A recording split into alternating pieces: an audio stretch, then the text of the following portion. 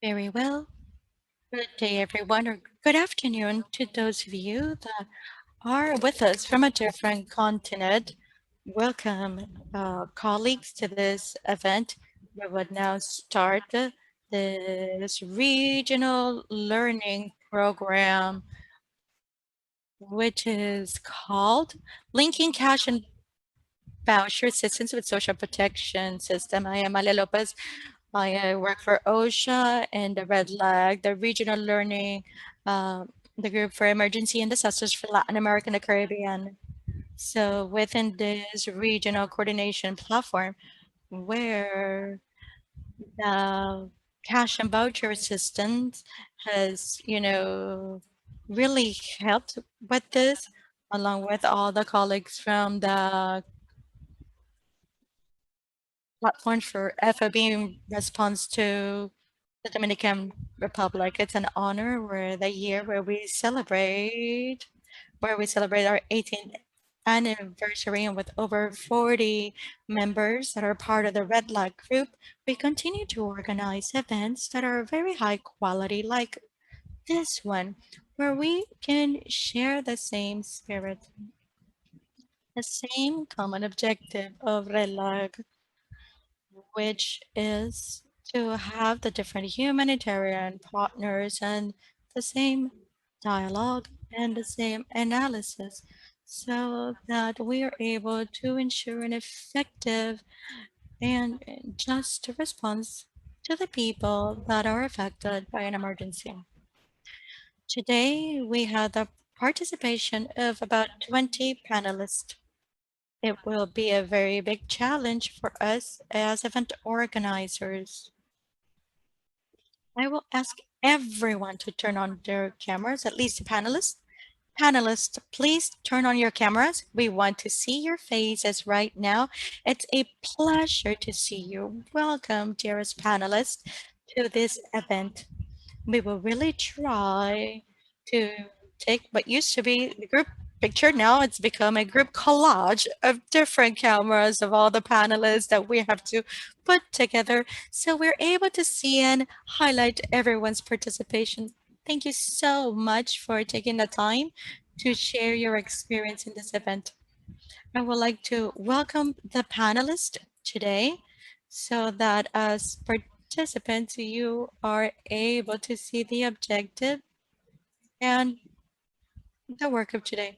I really hope that I don't forget anybody. We have about 20 panelists, five from national governments, Dominican, El Salvador, Peru, Guatemala, and the Dominican Republic. Welcome, dearest colleagues. We have the colleagues at least from 3 agencies from the UN. We have colleagues from UNHCR and WFP and from UNICEF. Welcome. And we have colleagues from international NGOs like here in Haiti. We have Cuba from Colombia. We have HIAS in Ecuador. And we have World Vision from Colombia, who would talk about their experiences. And we have the assistance of our colleagues from the Red Cross, and we have a friends from Aruba, Cruz, and St. Martin. Welcome, please. And we have local NGOs.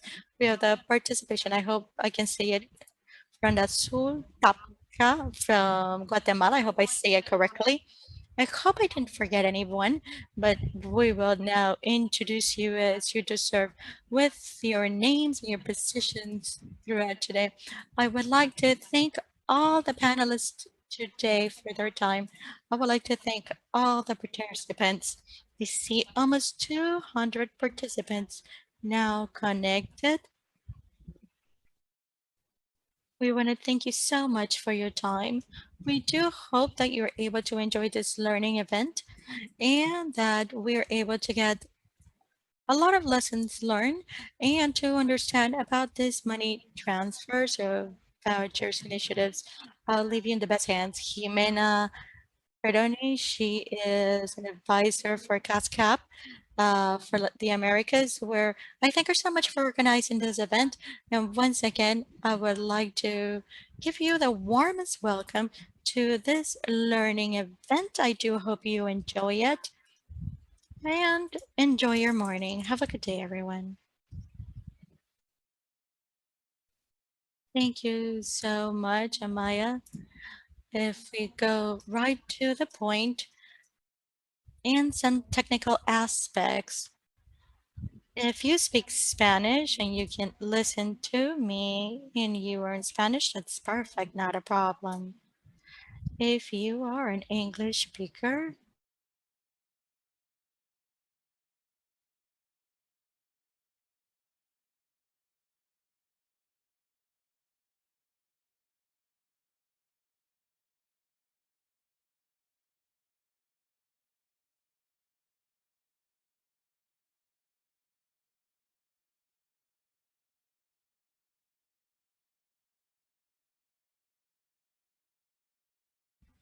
I do hope that everything's working well with translation.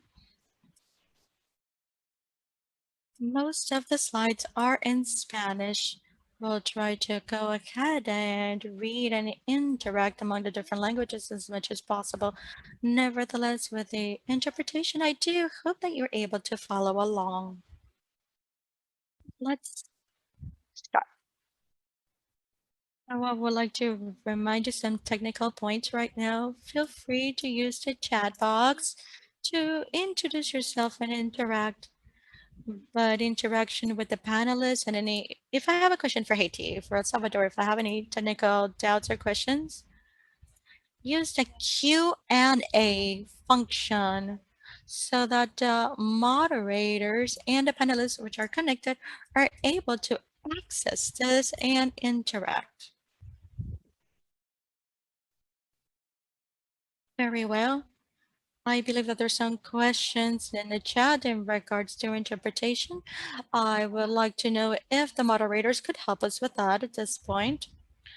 If I go to the event objectives, I would like to very briefly say that the objective is to promote the dialogue in regards to social protectors and humanitarian assistance in regards to cash assistance. So the idea is to learn collectively to be able to identify these links in regards to challenges and opportunities. So today, it's so to speak the tip of the iceberg. On March 23rd, we were able to call out through the Red Flag Network. We had a very positive reaction over 10 countries with proposals with over 20 stakeholders. They sent out their proposals and ideas, and we were able to develop a form in line with the framework. So the organizing committee discussed different manners of being able to illustrate the most practical manner for this link, and just like any dialogue, to ensure that we would give a voice to the different actors. And as you can see in the diversity of the panelists today, that was done. But something else with this event, it's the catalog of experience, which I hope you get it before the end of the month in the next 2 weeks. The document where we summarize the information with all the participating organizations, all of the experiences, highlighting these links. We will also share um, a link where all the organizations have been able to share their experience in under 8 minutes. I hope with this that you feel that after today you want to know more about the experience of El Salvador. There are so many tools associated to this process. In regards to regional diversity, we've had proposals from South America, Mexico, and the Caribbean. And if we can go to the next slide, I'd like to remind you the agenda. We know it's a very tight agenda.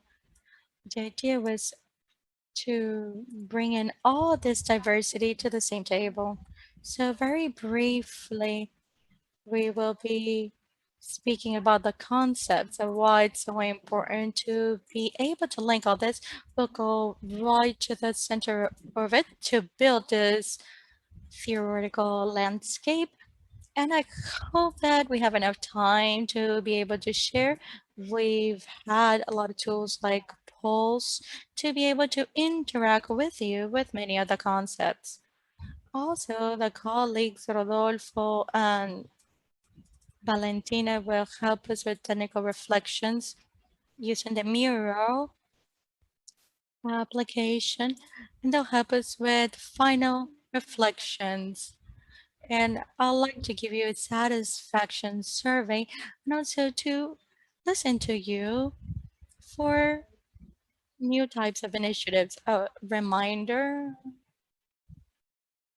So the idea it's not to talk about the entire experience, but really to talk about, the experience of the panelists. When we want to know more about this, we'll talk about the catalog. Without further ado, I give you the floor, Juan Gonzalo, Julia, for the introduction now. Thank you so much. Thank you very much, Jimena. Good day, everyone. It's a pleasure and honor to be able to hear you participate with this event and also to hear the different experiences that will be presented today. I would like to start with a reflection in regards to the relevance.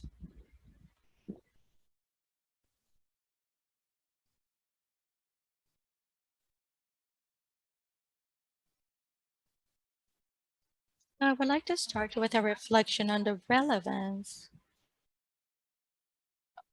of the topic that we will be addressing today. And now let's focus on the now in this particular context in the region. Next, please.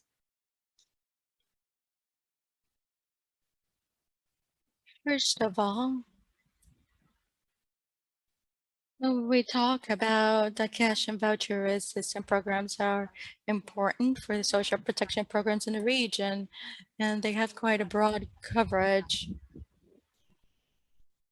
that goes beyond over 130 million people in Latin America and the Caribbean in accordance to ECLOC. This type of program has been broadly used in the response to different types of emergencies. And it's been analyzed in several surveys in regards to social protection to react in emergencies to see how these kind of programs could become more flexible in different types of emergencies, whether it's sudden or if it's a slow progress development. They have been successful and they've been used. But what has happened in the last year? The COVID pandemic has now created a response in regards to social protection and in regards to the catch and voucher assistance without precedent.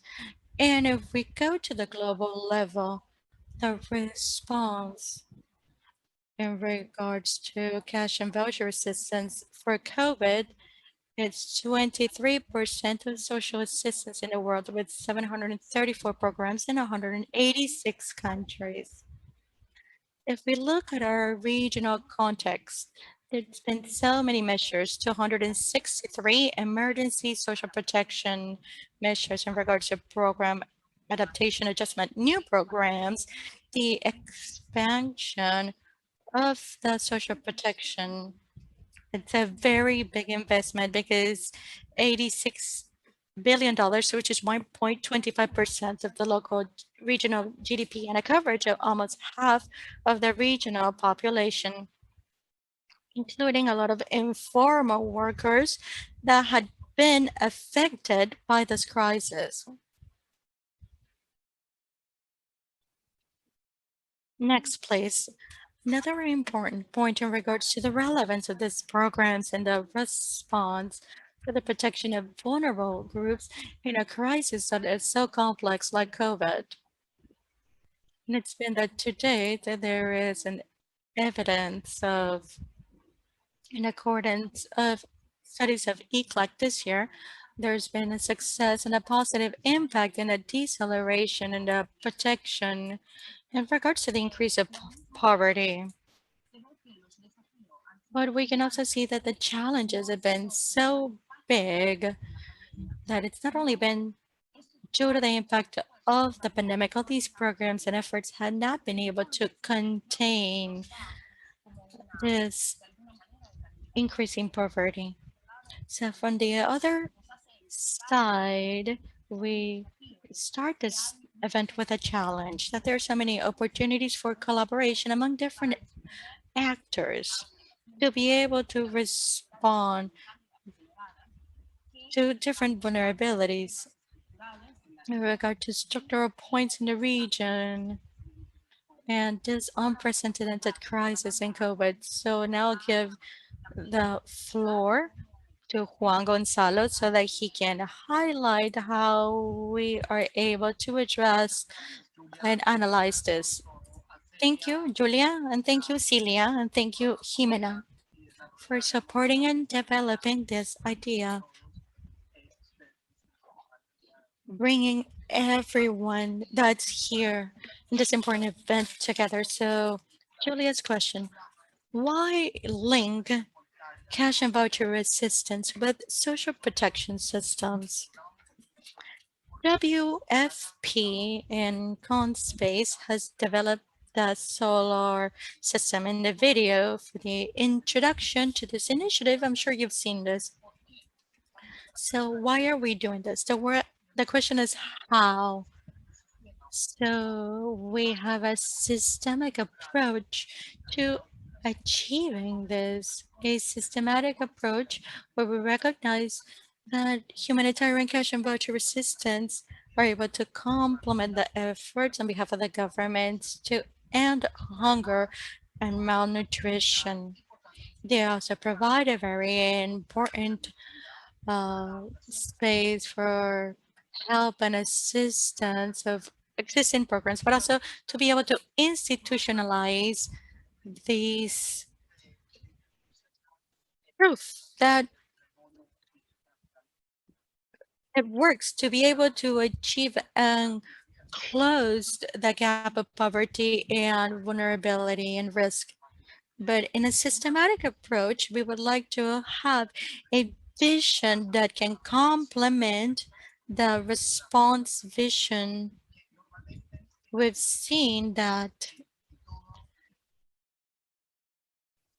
when we pay attention to the link, people think about the programmatic aspect of the response, but we also need a level of preparedness in regards to the operational systems that we have in the third ring outside that would have an influence of public policy. So if I could basically say this and I could summarize this in a tweet. This systematic approach is able to offer two things. Two, we're able to capitalize on humanitarian stakeholders, the experiences that we have, and to be able to scale them up to increase the policy of social protection. To ensure that it's a lot more responsive and reactive and adequate not only to the needs but the context in our countries and also from the governments and the different social protection systems to have operational and legal frameworks that are able to scale this context, specifically in the crisis context. Next, please. Social protection needs to be able to supply people's basic needs. And we do understand that the social protection systems, as it is widely established in the global agenda for development, need to establish four basic elements. One, expanding coverage to ensure that we get to the people that really need it. sufficiency or enough, the level that we provide, and in integrality, the level of linkage that we have. And we'll talk about this. Also quality and how we are able to ensure that we are filling this up with quality, soundness, institutionality, and flexibility to provide a response. And right at the center of this core, we have all the systems that we will build in a collaborative manner so that together in a regional level, we not only have a systematic social protection, but to ensure that this is established in an effective manner. Thank you so much. And I'm happy to be here with you. Okay, so evidence is important and to be able to guide the creators of public policies on other people that are out in the field. Therefore, WFP has had the experiences we've doing now is to gather evidence and to ensure that we can do this. So we invite all of you to see these resources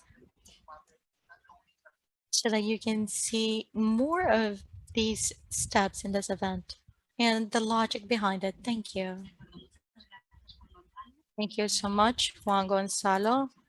And next, like we mentioned, we'll build this session, which is really the heart of the event, how to build this framework that Juan Gonzalo and Julia have just explained. How can we build this together with the experiences that we've shared through that sharing experiences? So the very first level we'll talk about is public policy, which is the central level. In that sense, we will talk about three areas: financing, legal frameworks, and public policies. Finally, coordination and governance. Let's start with financing. So the key question is, in this case, how has finance been channeled for cash and voucher assistance in coordination with the national protection for social protection and to respond in emergency. We will have Panelder Espino in regard to the Dominican Republic and Ms. Irma Yolanda Núñez from the Presidency of the Republic of El Salvador. Okay, now if you can turn on your camera and Mr. Vanelder, if you could start with the financing aspect of the program. Thank you.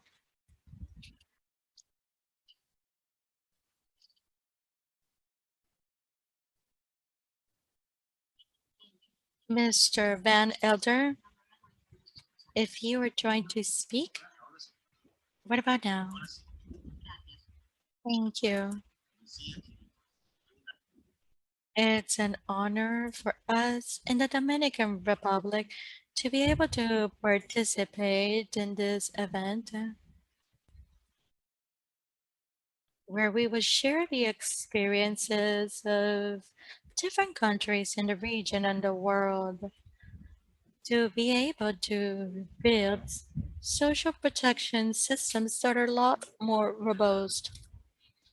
If I am very modest for what I'm saying, I'm trying to be very humble, the Dominican Republic, but try to share our experience in a very short time we have allocated. We'll be here to answer any questions about it. Next, please. The Social Protection Network of the Dominican Republic, it's made up of, we have the execution, assessment, and follow-up for the programs of the social protection system, which it's called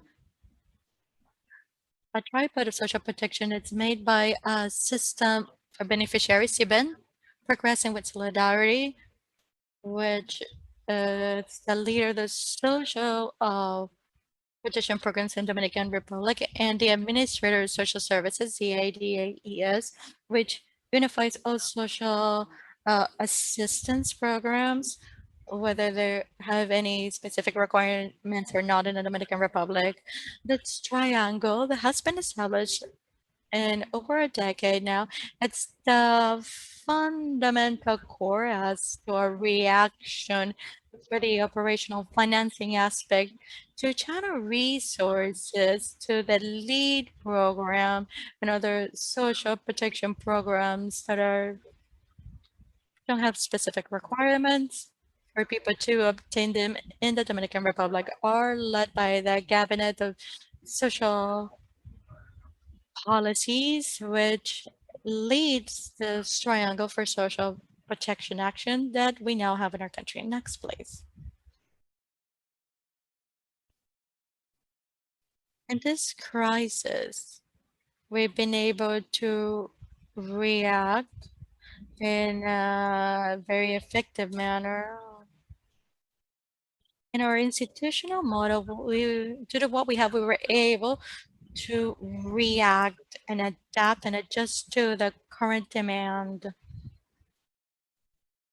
The Prosoli program, which is a conditional monetary transfer with over 200,000 beneficiaries, we were able to scale that up to 1.5 million homes and also increase the amounts that allocated to each family to be able to face the income challenges because there was a sudden stop of work, as we know, and so many families had to stay home due to it.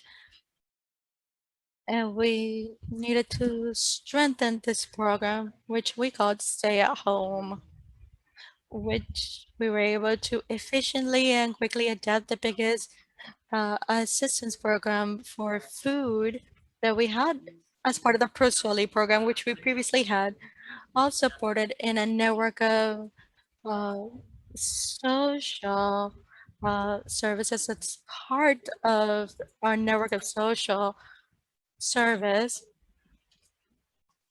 and working with private business for supplies where we could play with a magnetic strip very similar to a Visa card, but help us to work with this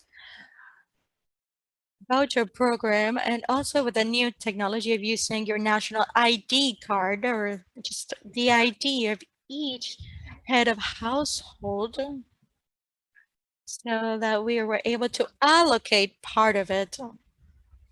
I do apologize if I could just make a comment that we are very short in time, but what you're talking about, the national ID, Alex can talk about it. I'll just continue with the headings with the social protection spending, as we can see was over 200 million. And we've continued next, answering the question in the same line and stay at home. And we were able to grant 6 to 8 times more than what was given to people in regards to the voucher assistance.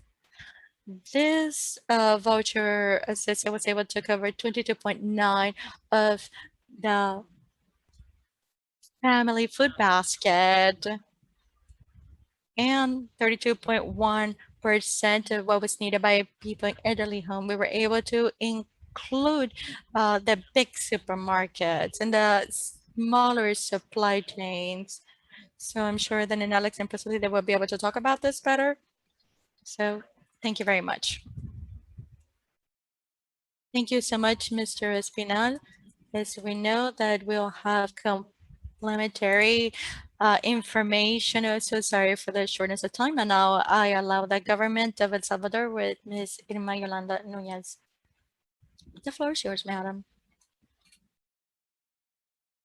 Okay, thank you so much for the invitation. It's been an effort of the team and this network to open up this space and experience.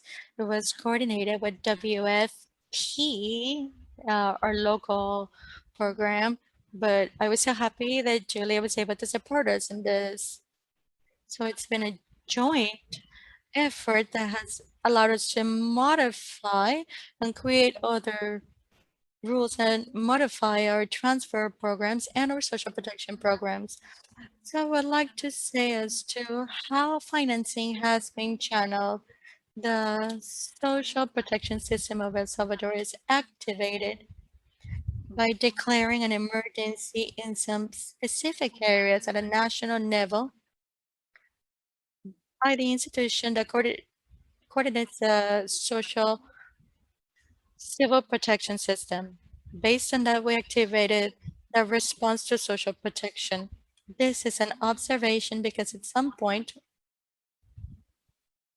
if there's no declaration of emergency, then we cannot activate the protection system. So we are now in the talks as to what other mechanisms can activate this social protection as a response to an emergency. The institution that is able to manage the voucher assistance would adjust the budget that they have for cash and voucher assistance, and then it's a disadvantage for us because it limits it for us. It's not what we need, but what's available at that point. The protection system evaluates different criteria for the people that have been affected. So that's for financing. So the civil protection has an emergency fund, which we have not been able to link and activate to social protection. Nevertheless, I think it's one of the lessons learned of the experience that we have from the emergency fund. We need to have a percentage that is activated for social protection during an emergency. And that fund, well, we have a law that governs it that should not be limited to all the normal procurement processes to be able to activate it in an efficient manner. In our experience, it says that we should include in a voucher assistance in the budget a percentage that's able to allow for it to be activated in a case of an emergency. So to not depend on being of having any money left over, but to actually have something budgeted for this and to have a mechanism to ensure that we have the financial availability in a very short time, which is a key element for social protection as a response to an emergency, which includes specific guidelines for humanitarian assistance. How is it that we've organized all of this prior to an emergency as to how to organize and how to align that cooperation for humanitarian assistance so that we can have an organized and articulated response.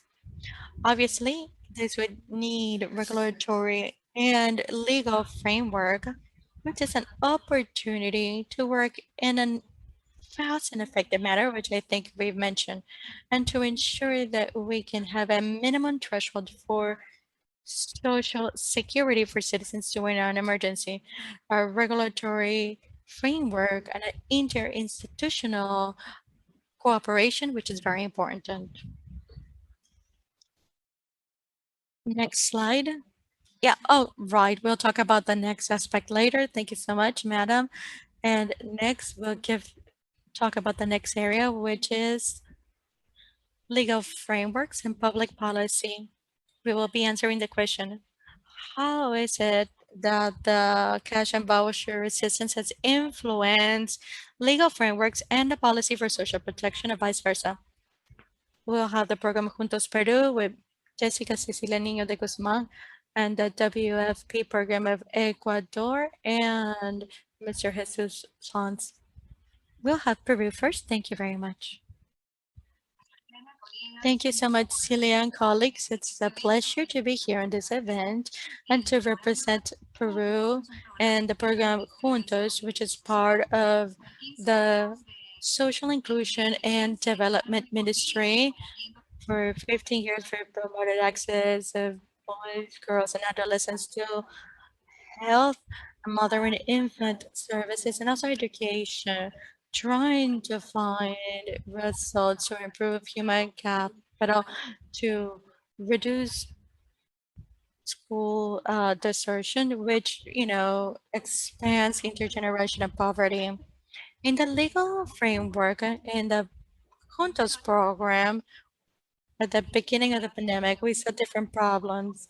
But a year ago, when the pandemic started, is that it affected not only the poorest and vulnerable people, but also boys, girls, and adolescents. An increase in poverty, but not only one type of poverty, but rural and urban poverty. And that affected the healthcare services like integrated program to boys, girls, vaccination, iron supplementation that maybe has affected increased anemia and chronic malnutrition in children of under 24 months. So this program provides the services in the frameworks of an emergency decree that allowed us to have measures for the design and implementation of this intervention during the COVID pandemic. And we were granted resources during 2020 to be able to intervene in the homes with children under 24 months. But this emergency decree allowed us to work on other legal aspects that would allow us to have specific guidelines for a 1 year implementation, which is a mandatory compliance that can help us with these homes that during the pandemic were affected with specific criteria which were different to what we were applying. Specifically, that required changes in alignment within the program. As part of these policies and legal framework, there were specific resolutions within the program that allowed improvement within the different boards and compliance to be able to create new co-responsibilities that would allow the children that were not receiving their iron and vaccination and other supplements could access them. In our budget law would allow us not only the framework, but also the resources to continue during 2021, and we are under implementation at this point. Next, please. Yes. In regards to lessons learned and recommendations, this temporary assistance and this legal framework, they really helped us as a program for conditional voucher assistance to work in interoperability with RENIEC, OCTEC, and the Ministry of Health to be able to have reach 500,000 homes with children under 24 months in just a very short time frame. Under 3 months, we were able to do this. We developed several actions that allowed us to innovate in the regular programs. Online registry interoperation to do a verification of the new co-responsibilities, but also we would call back the homes for verification and follow-up and working on banks for social inclusion, where all these homes could have an account and a debit card where the program would be able to go ahead and deposit the responsibility in services. Thank you so much, Ms. Jessica Nino. Thank you so much for being able to give concise information in a very short time. We have Mr. Jesus Sanz from the WFP Ecuador. Thank you. Good day, everyone. I'm here from Quito, Ecuador. I am Jesus Sanz. I thank you very much. I'd like to congratulate the organizers so that we can learn from the different experiences that we've had in the entire region. So one of the responses WFP in Ecuador, which is nutritional assistance, which is a voucher assistance, which is a milestone in the public policy for Ecuador, which is the very first mechanism for security, specifically for nutrition in the first 24 months of life. In my next 2 minutes, I'd like to talk about the legal institutional framework for this program. So if you have any doubts, I'll be happy to answer. This is created due to initiative with WFP with different institutions of the government of Ecuador, with the Ministry of Social Inclusion, to be able to ensure that it became operational from the legal point of view. We required several steps. First, the executive decree from the national government creating a national emergency due to COVID-19. Based on that, the national government requested the activated of a country team, and based on that from the WFP to manage resources like USAID for peace and also for ECHO of the EU. And we established three big legal instruments to be able to obtain the voucher. We had to work on an agreement with the Ministry of Foreign Relations. And the second one was an agreement between the different institutions that were supposed to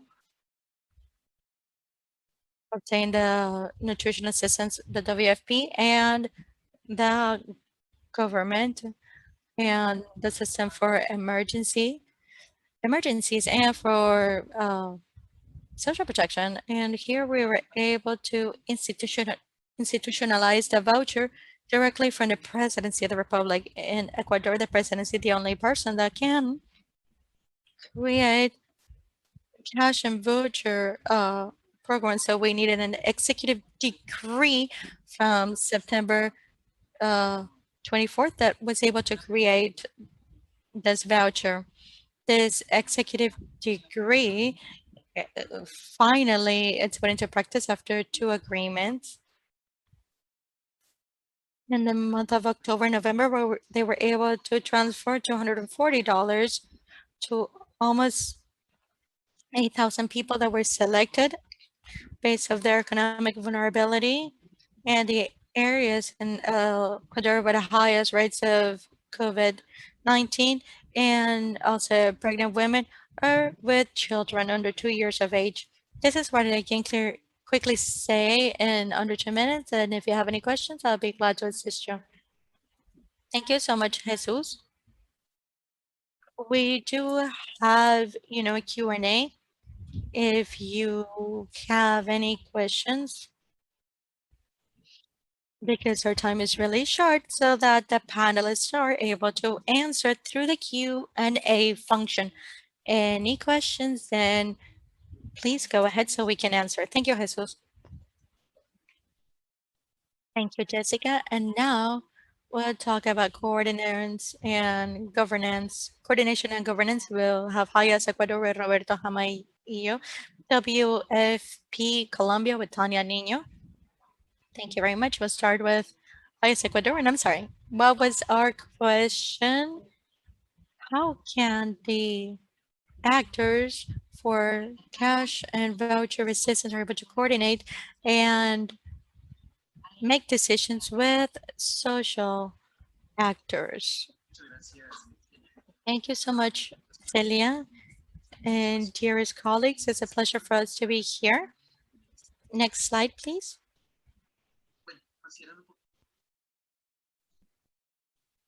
Due to the time we have, the process for coordination that we have for Ecuador, we were able to assess what was the institution in Ecuador that could have had a similar experience or that could require assistance from the technical point of view to strengthen the state platform. Based on that, what we develop along with UNHCR in Ecuador, which is a strategic partner, was the voucher assistance along with a graduation model, which is an interinstitutional program that we use along with UNHCR to assist refugee families in extreme poverty and to improve the situation based on support. The graduation model, it's support family at the Ministry of Family and Social Inclusion. And it's a process of creating this partnership, which is a technical analysis. But the methodology of both processes, what were the common points that allowed us to identify the best road to follow in that intervention. So this is how we were able to build together with the active participation of the Ministry of Social and Economic Services, which is focalization. We'll be able to focus, meaning the teams of all three organizations were able to share their methodologies and processes to be able to identify the profiles that could be adopted and to be able to provide the services in a very effective manner. The second step was to be able to see the amount of the transfers, to be able to go into those part of the linking of the methodologies. And also every how often, because with the transfers or the assist will be given at the ministry, they talked about the specific was a population at Ecuador. And here in the vulnerability points, we added refugee population, which is an added value.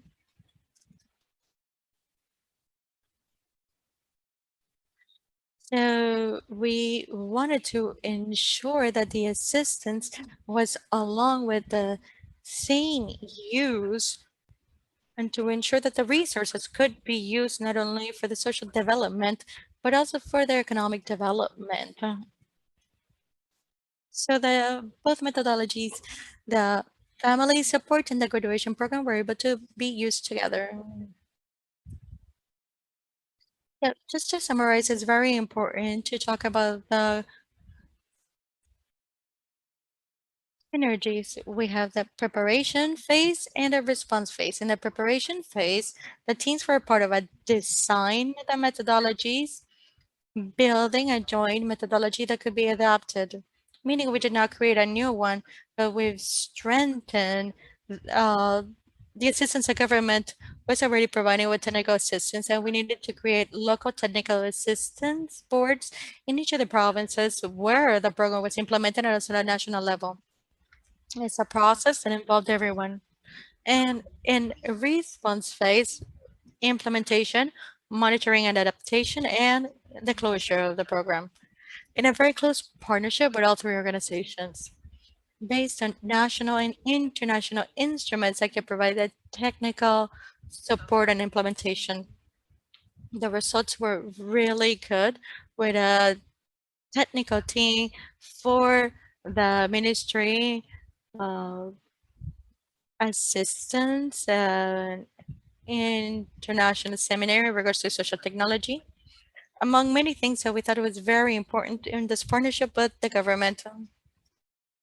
Thank you very much, and we'll hear the experience now of WFP Colombia with Tanya Nino. Thank you. Thank you. Can you hear me? Thank you so much for this space and time. I would like to greet everyone here. In the next 3 minutes, I'd like to answer the question. Can you see me? Can you, please? Yes, we can. In the next 3 minutes, I'll answer the question as to how a humanitarian actor as WFP that provides vouchers can connect to the social protection system of a country. And I briefly talked about the experience of the reactive social protection program, but we were able to create in the government of Colombia in Arauca in the border with Venezuela. So to answer this question as to how to we were able to connect, I'd like to highlight 4 aspects. First, recognizing that the leader of social protection is always a state. That's the very first aspect for social protection. The second aspect is that I need to understand as international stakeholder what are the priorities of the state, not only in the national situation, but also during a crisis. The specific crisis, COVID, which was the context where we were able to implement the reactive social protection program. The priorities were clear, not only the health priority, but also to mitigate the socioeconomic impact due to confinement, or lockdown, and food security. The government understood that it was a very important concern for the country. And finally, to be able to privilege voucher transference as one of the responses from the government, along with the mandate of WFP. So I'm clear the state leads, I understand the priorities, and the third aspect would be understand in detail how the state works. I cannot support them if I don't understand them, if I don't understand how they work. I would like to highlight some barriers. In regards to voucher assistance programs, it's important to understand the way to be able to coordinate to answer the question. We need to understand operational barriers. You could think that we could just give a transfer to the state and then the state through their banking mechanisms or through the way in which it works with financial operators would be the same system that we could use as an international community. But we cannot do it, not because we don't want to, but it cannot be done. Uh, Legally, it cannot be done due to the contracts that the state has with the financial system. Fourth and last, and I know Celia will jump in to let me know if we're out of time, but the fourth point is a solid, respectful, and trustworthy relationship with the state. It's very important for the pilot program in Arauca, for the social registration to be able to work with this pilot program and to coordinate all three levels, operational, technical, and directive. So I think that this is the way in which we can do it, which has benefited more than 70,000 Colombian and immigrant families using the official registry of the state, meaning that the state has focused on the registry and WFP was able to help with the voucher assistance. Thank you very much. And if there's anything else, I'll be glad to complement it. Thank you, Tanya. With this, we'll wrap up public policy level, and now we'll go to program design. So now I give the floor to Jimena once again. Thank you to all the panelists, and thank you so much. Thank you so much, everyone, for your effort, for being very concise. It's something that's very key here, where we talk about vulnerability diagnosis, capacity, eligibility, where we start having an impact in equity and efficiency to be able to design a response. So now we give the floor in the next slide to Adrian Alberto at UNHCR Mexico and Ana Stamatiati from the consortium CRUA. And afterwards to Jessica Nino with the Programa Juntos Peru. And after that, we'll have the government of Dominica in English. Let's see how we can work with the interpretation for that.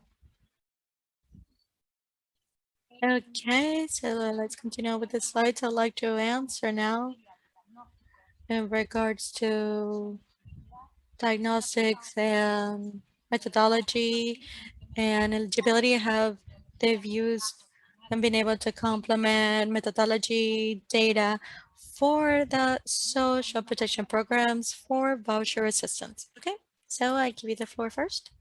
Ariel? Good day, everyone. Thank you so much for this invitation and for allowing us to share our experience with you. The example that I'd like to use for the targeting within the design, it's our cash assistance that we are giving to the most vulnerable, those that are very vulnerable that request asylum in Mexico. That's multi-purpose cash. It's for basic needs during the process, uh, undergoing the legal process where they are unable to access uh, a regular legal job. So in the last distribution monitoring, we've adjusted the period because it used to be for 3 months. And now a program has been adjusted to last for 4 months. As is common in the humanitarian program, the amount of people that we can support really depends on the budget that is available every year. In 2019, our operation developed a targeting tool that allows us to map the vulnerabilities. Based on this, they could decide which homes would receive the assistance. Now, in regards to targeting, can be adjusted in accordance to the vulnerabilities we're able to find in a context, like the COVID context, created greater vulnerabilities, and also based on the budget that is available. Next slide, please. The tool that we are using for this scorecard, it's called Kobo. To assess vulnerabilities, map specific needs, and a risk that people suffering. We have two levels, individual level and group level. And dimensions that we've tried to map during the process are family composition, which obviously would mean more spending if they have more children in one case than in a case would be just individual. Migratory status and documentation, whether they have greater risk or greater limitations to be able to access the social protection systems. Specific needs, number three, four, food and shelter, and five, if they have any negative strategies to be able to cover their basic survival. In my 3 minutes, part of the population would not be eligible for the support. It's very important to have an appeal program or appeal mechanism. Appeal mechanism has two levels. First one, a verification call to understand if there's a discrepancy, maybe something that was not included initially, sensitive information, the CVA information or else, and then we can do a home visit to be able to validate the information. That will be all. We would like to invite you to see the video and the catalog that Jimena mentioned at the beginning. We have a video that we were able to record to talk about the focus and other social linkage. Thank you so much. Thank you. Anna, the floor is yours.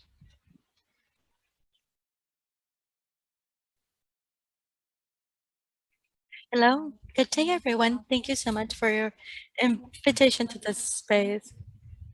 My presentation is on the effort here in Colombia to harmonize the criteria for eligibility to select the participants for humanitarian, for voucher assistance programs, with the programs for social protection. Next, please. Something that's very important to highlight. The survey that we use is not exclusively of our program, but rather it's a joint effort with the CCD collaborative cash delivery method to be able to use criteria for different organizations to be able to focus the most vulnerable participants for projects. In 2019, we were able to sit with experts in different areas to decide a common focalization tool.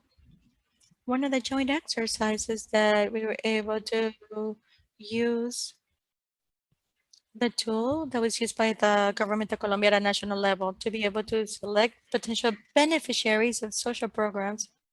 It's called CISBEN for the eligibility criteria. So, and our survey has 7 components. One in regards to home composition, shelter, hygiene, health, protection, food security, income in regards to expenses, and access to rights. And it's very important to see that UNHCR is using a tool that is very similar to this in Mexico. In the COVID context, in this tool, we've made some changes to ensure that it could be used remotely. There are some protection questions that could help to make it more flexible. It's important to highlight that right now in Colombia, this eligibility tool is being used by 8 organizations, including our consortium, along with the Danish Council for Refugees and Buena Esperanza Consortium led by Mexico and IOM. And all of these organizations, we've been able to sign an exchange of data to ensure that we do not duplicate humanitarian assistance.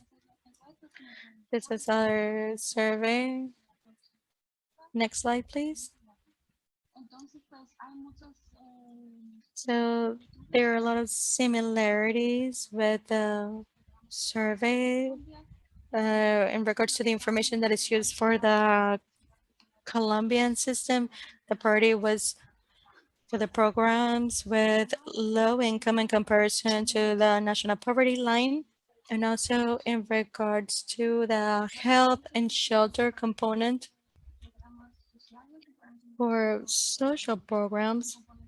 We have another component in regards to access to goods and services that for our organization, it does not apply.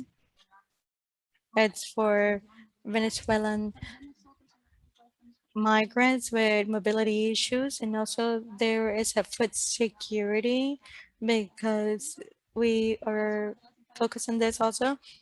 And a different difference is because we use a national model, but in the CISBEN survey, there is different models in different geographic areas.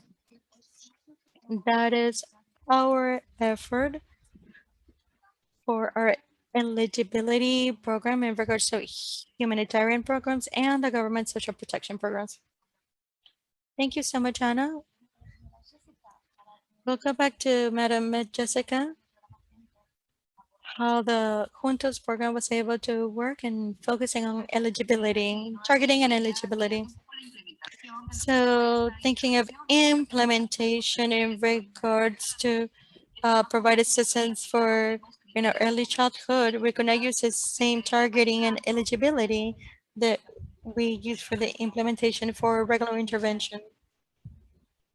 We needed new targeting criteria to ensure that the children could have the services that they were not receiving. So targeting was specifically for the homes with children under 24 months of age, but also that their ID documented to ensure that the mother has a national ID, the mother has a national ID, the minor has a national ID, so that we could cross-reference the information later. There's an important point here. We changed in regards to geographic targeting.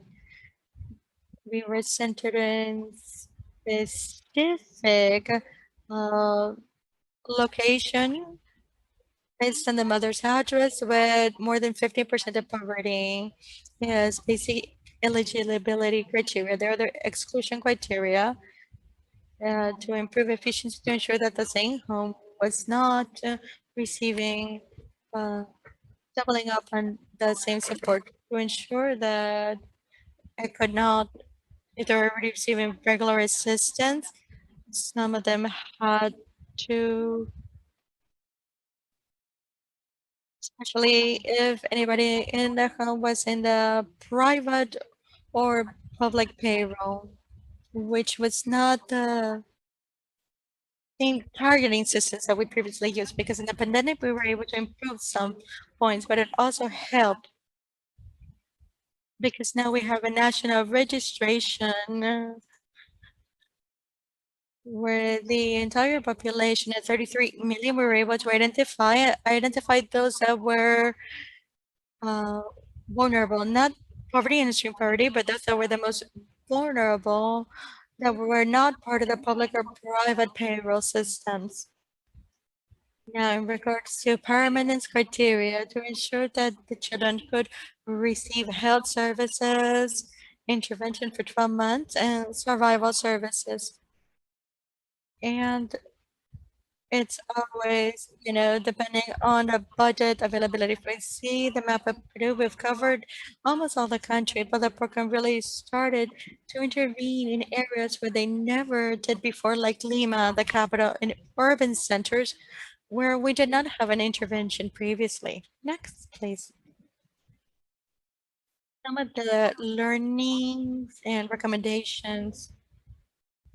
There were many changes in the legal framework. First, I think that after the pandemic, there are so many lessons learned in regards to use the technology as best as we can to bring innovation and to ensure that in this new context to be able to help in a timely fashion the homes during an emergency. We had to help with regular intervention, but also to be able to always follow up the homes to ensure that we were complying with our goal, but also the social protection to ensure that it was providing well-being to the homes and the children. We concentrated to those with over 15% of protection. So right now it's 1,122. We've grown the urban aspect in areas where we were not there before, like Lima. We've grown in districts in regards to interoperability. The program has been able to use a tool for follow-up for each of our children in regards to this package of health services that we would provide through the interoperability of information. So we gather the information of every child that is born.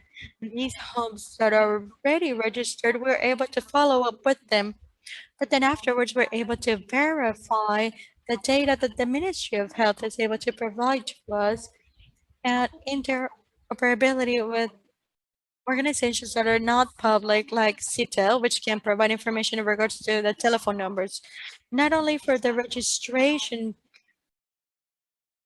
but also for the follow-up in regards to the compliance with the co-responsibilities of the beneficiaries.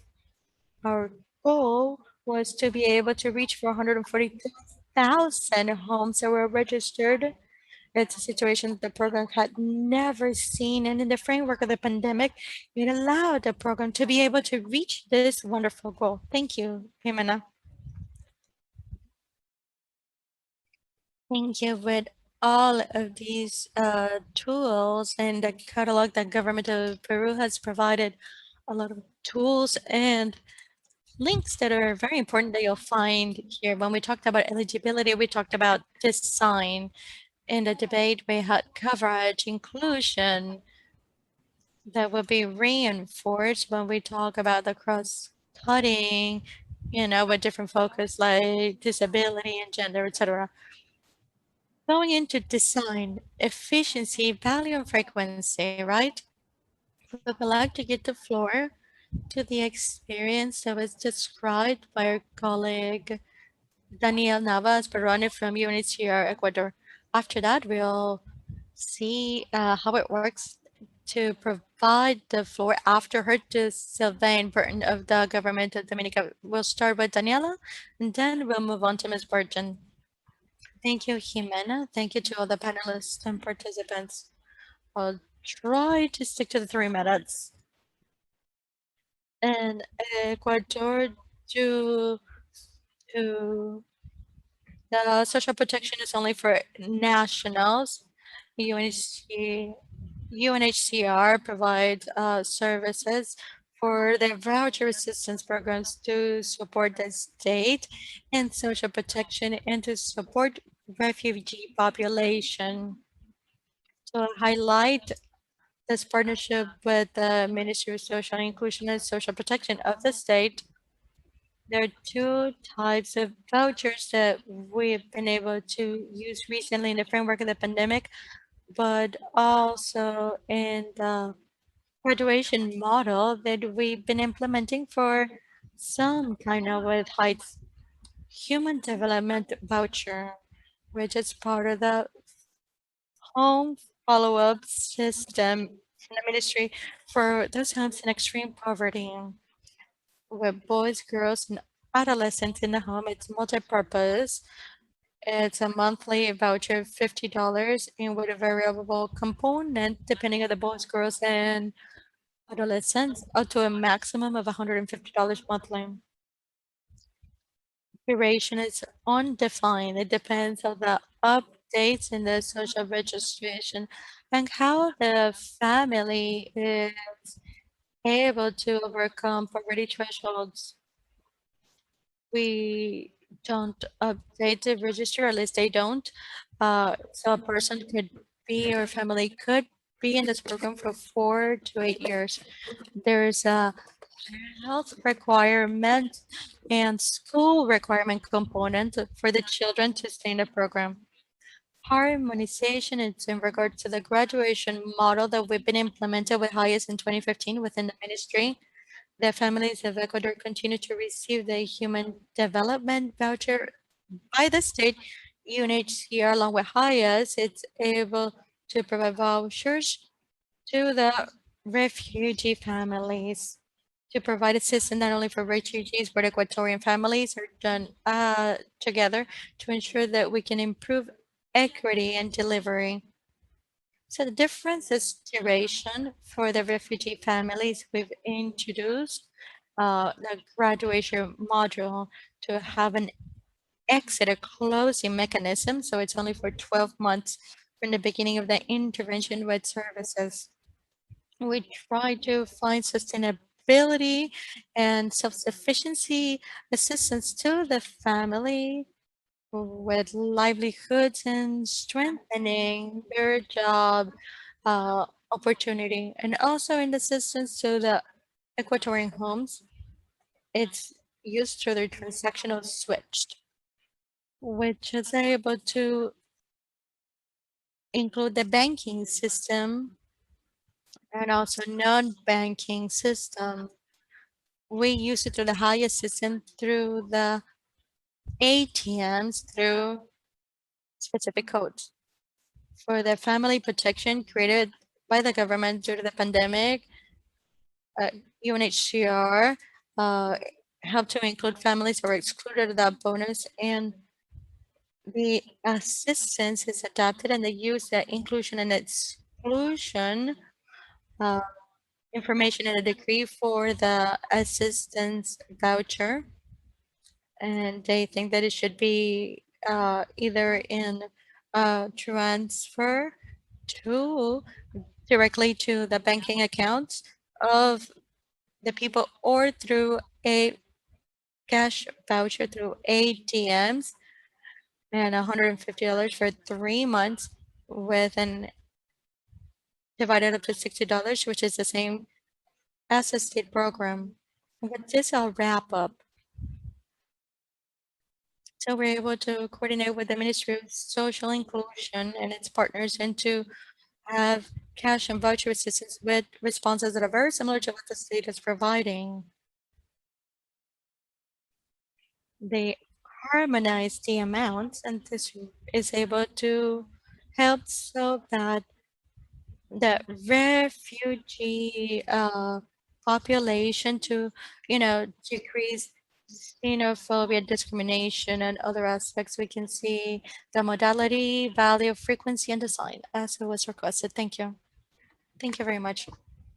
Okay, let's see if we can now be lucky enough and move on so that Sylvain can speak in English and to ensure that we can all hear in Spanish. If not, then we'll try to find a solution. Okay, let's go.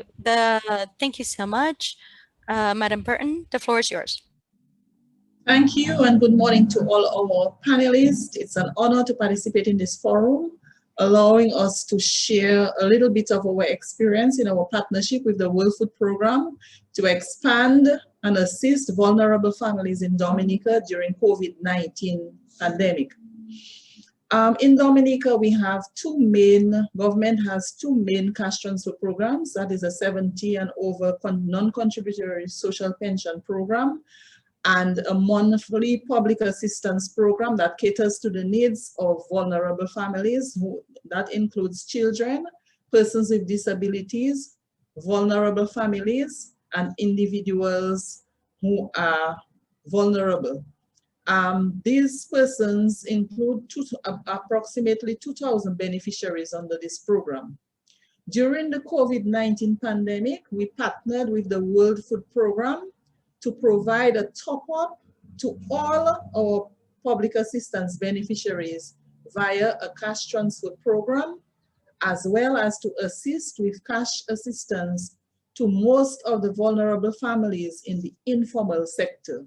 So the persons who were craft makers, fishermen, and fisher folk, we assisted them. And the objective of the cash intervention was to provide rapid and effective support to vulnerable populations who had lost their income during the COVID pandemic quarantines and curfews and shutdowns that we had. It was also for the provision of temporary vertical expansion of the existing public assistance program, or what we call a top-up to the existing beneficiaries. So all our beneficiaries, that is 100% of the public assistance recipients, we gave them a special top-up in addition to an additional 1,250 vulnerable persons in the informal sector. The temporary horizontal expansion helped us to target new groups who were not eligible for other financial assistance under other existing programs. Thus far, we have done 3 payments, and we are hopeful that we will be able to do an additional 2 payments to these persons. The persons who lost their income and did not qualify for assistance under agriculture or the Dominican Social Security Program due to the effects of the pandemic were the persons who were really targeted.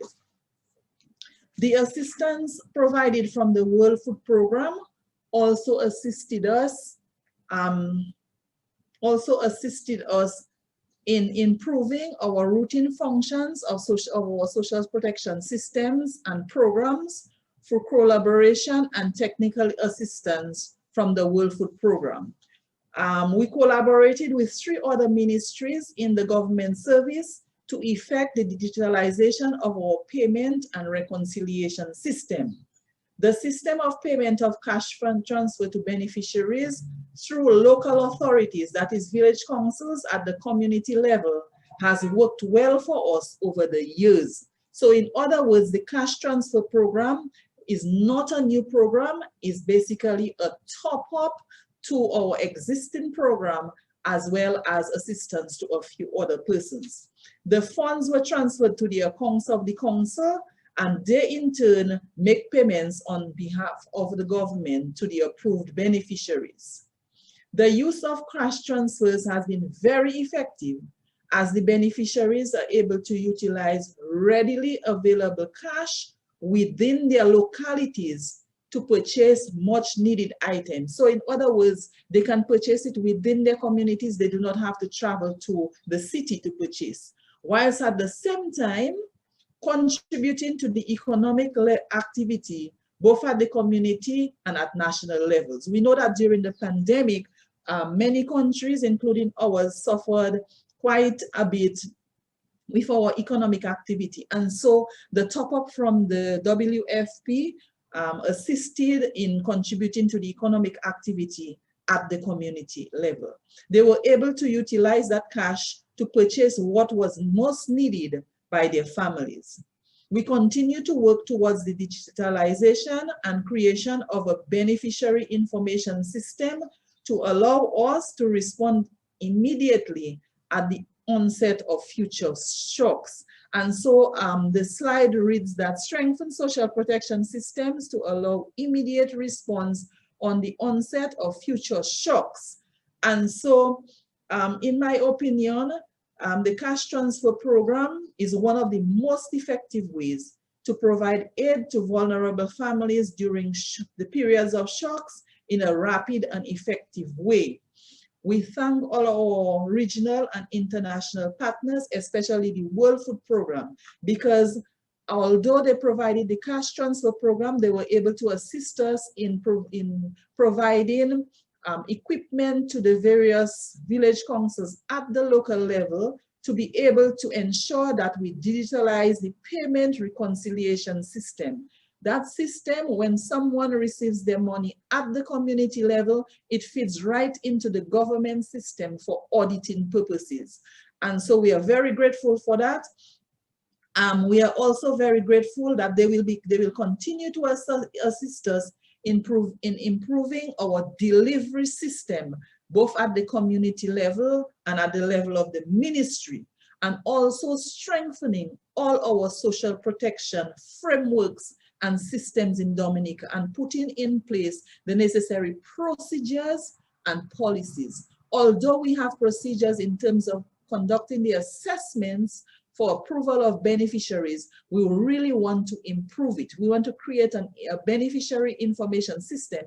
So anytime there's a shock, we will not be running or scrambling to get the information that is required. It will be readily available because Dominica's population is just about 72,000 people. We will be able to readily be able to get that information and provide the necessary assistance to the vulnerable persons at the community level in the rural communities. So it's a little bit of information because it's a very short time, but I am very grateful that we were able to provide some of our experience with that program to all our people in this platform. Thank you. Thank you so much, Madam Burton. As a matter of fact, the experience of Dominica, we saw that they talked about the implementation of program, information system, registration, and payment. And now we also continue in this session for alignment and complementation of this level. Cecilia, you now have the floor to talk about this level. So if we go down or drill down to the final level, program implementation, and we can talk about information, registration, payment. So let's start with the information systems, answering the question, how were the information systems linked between actors and voucher assistance to social protection systems? There is assistance from Cesarina Rosa from the Cabinet of Social Policies from the Dominican Republic. Thank you so much. Thank you so much for allowing me to be here, to all the panelists and participants. The platform right now, we are in the process of implementing the interoperability platform. It's working on an initial level, and it brings a lot of innovation to us in regards to what we're doing. It's an innovation focus for public policies for us. The final objective of this platform is to be able to have an information system that is comprehensive for interoperative use of the information, to ensure the information is centralized and to have compiled information of the social protection program for the Dominican Republic.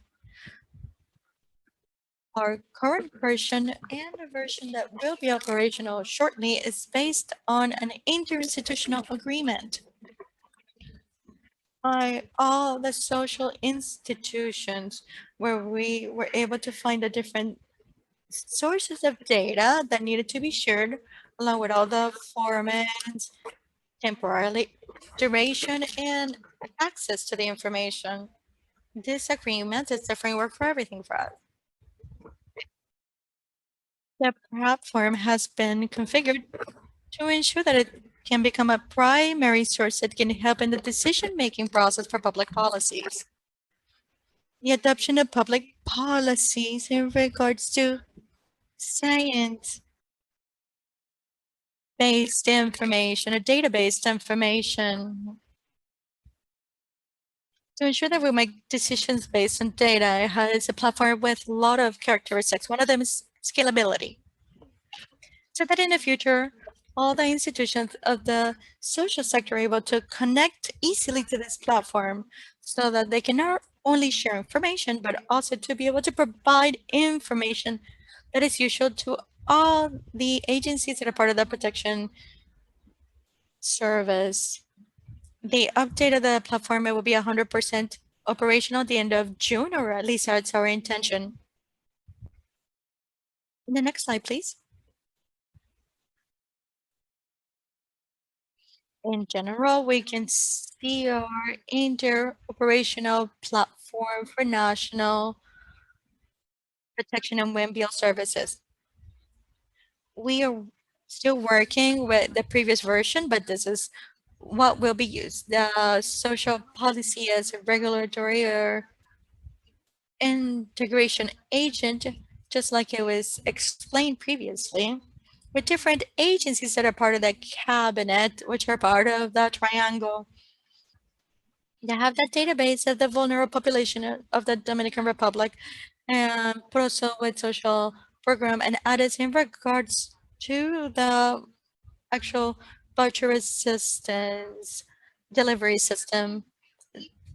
The other ones are part of the cabinet, and below all that, we have all the state institutions that cooperate, health, education, social protection that are helping with the planning and cooperation with this platform. Everything that is integrated, and with this, we hope that we can really improve the services that is provided to citizens and also the efficiency of the social protection on a national level. Thank you very much. Thank you so much, Madam Cesarina. It was very interesting. Now if we can continue into the next area, which is registration of beneficiaries. We have the Dutch Red Cross, the national societies from Caroline Delory. Go ahead. Thank you very much, and good day to everyone. And the Red Cross can provide relief to public services. It's a unique collaboration where the National Society of the Red Cross or Red Crescent, it's able to provide assistance in areas where the Red Cross is able not only to complement and substitute public humanitarian services. The Dutch Red Cross in Curaçao, Aruba, and St. Martin provided food assistance and hygiene products to the people that lost their job due to the pandemic. There were two phases, from May to September 2020 and October 2021. With the principle of impartiality, we provided assistance to all the people that were registered and complied with the criteria. We worked with monetary different financial institutions that did not request a KYC. Our experience is able to highlight not only registry and inscription of beneficiaries because we use an economic criteria and we applied vulnerability criteria in case that we needed to do a priority. Even though there's a mutual interest, we were unable to reach an agreement with governments to be able to compare data. In the first phase, the government of Curacao was able to identify two organizations, Woodsubar and a Human Rights Defense, for the people that are living in Curacao in an irregular manner. We received a list with incomplete data. We had to call the beneficiaries to be able to gather more information. In the second phase, the Red Cross worked with the civil organizations at a community level. The data was imported in Excel and then later in a CRM, which is a database that allows to centralize the information to select, analyze expenses, and to provide personalized or customized response. In Aruba and St. Martin, the community was informed through the media, radio, TV, and press, and registration was open. They had to complete an online form. In Aruba, we continue with a phone interview to be able to gather the ID documents and to review the data. The use of the CRM allowed us to use the data to the selection, analysis, and the follow-up at an individual level. Due to the pandemic, we were unable to find some of the beneficiaries and to obtain physical evidence. So, meaning that we had to work on a premise and we needed to believe to what people reported. Some of the most vulnerable didn't have access to internet or a phone to register. Right at the end of our program, or almost at the end of the program, we're now helping the governments with technical support so that they can continue to provide assistance to the communities. If you're curious, you can also review the video. Thank you so much for your attention. Thank you so much, Carolyn. Very interesting and very concise. We'll move to the payment systems and the experience to the others administrator of social assistant, Raymond Rodriguez, and also from the presidency of Salvador with Irma Yolanda, director of social programs. So if Addis, you have the floor now. Good day, everyone. I want to thank you to allow us to participate in this wonderful process. I want to thank and greet all the colleagues of different governments and of international cooperation. Getting started, we'll talk about this morning in regards to the payment system and the voucher assistance or cash assistance through virtual cards or virtual payment cards. How can we link financial services and catch voucher assistance, and how can this help with social protection? During this emergency response on behalf of the government of the Dominican Republic to the vulnerable population, this was with a strategy not only for a horizontal scale, but also vertical scale. When we talk about the horizontal scale up, it's a temporary program where 600,000 new beneficiaries that were part of a temporary program that is now in a transition phase. Those 600,000 beneficiaries were temporary included to participate in the assistance program. Parallel to this, we've increased the amount, which was 125 pesos, and it was increased to 5,000 pesos in two groups. One group that received 5,000 pesos, Dominican pesos, and another group in regards to an elderly population, like it was explained previously. It was at 7,000 Dominican pesos. These homes were highly vulnerable with elderly beneficiaries with chronic diseases. Well, we would like to thank UNICEF for including 2,700 homes of boys and girls with disabilities in this program with severe disabilities. And once the resources of UNICEF ended, they continued with state funds. The amount that these beneficiaries are receiving of 2,400 Dominican pesos, and that was last month. But the transition of the program, it's called Superate, where aside from, assisting people with vulnerable assistance, where we provide educational follow-up to improve the quality of life of the population, where we were able also to include almost 3,000 uh, businesses to be able to supply the demand of the beneficiaries with this network.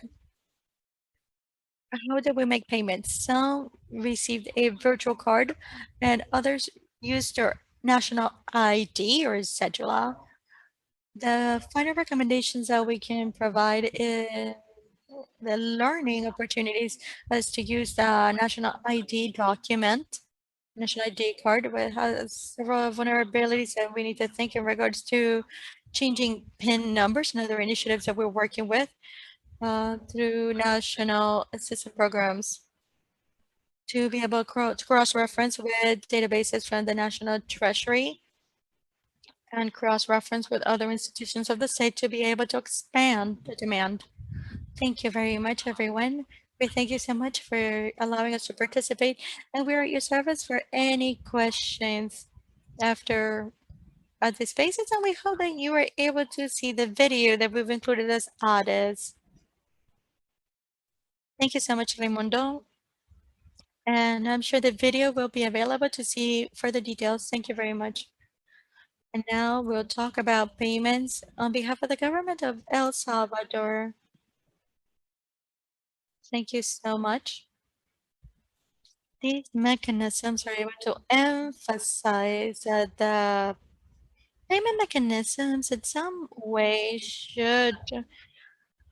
we should be able to use them for a quick response. In El Salvador, regular voucher assistance are paid through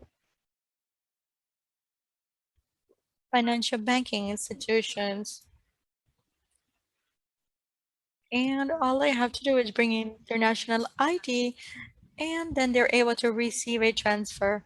There are several efforts of increasing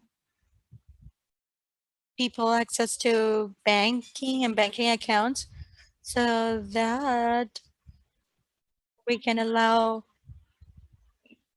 this type of services in very remote areas has become very difficult. So in response to that, well, we were able to use the same mechanism, but we were able to broaden and include the new beneficiaries due to the emergency.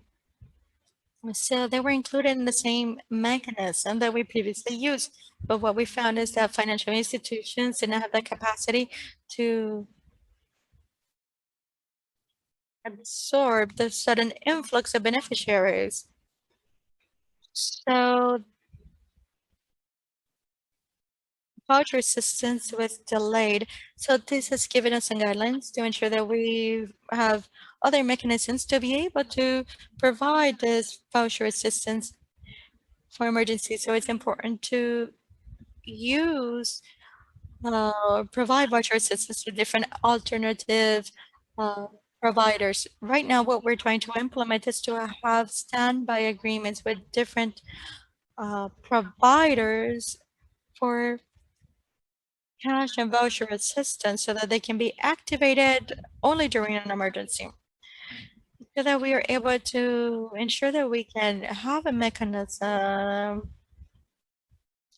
in the future where we can prepare prior to an emergency so that we don't have to try to find a provider, a financial institution provider at the moment of the emergency. So it's very important to have these components already developed in regards to a response prior to an emergency. And this is goes under preparedness and also to ensure that the different payment alternatives could be used. Well, this really obviously depends of, in different countries. So we saw some countries use a national ID card, others ensure that people have, you know, bank accounts, telephone, cash transfers, which could certainly help for payments during emergency response.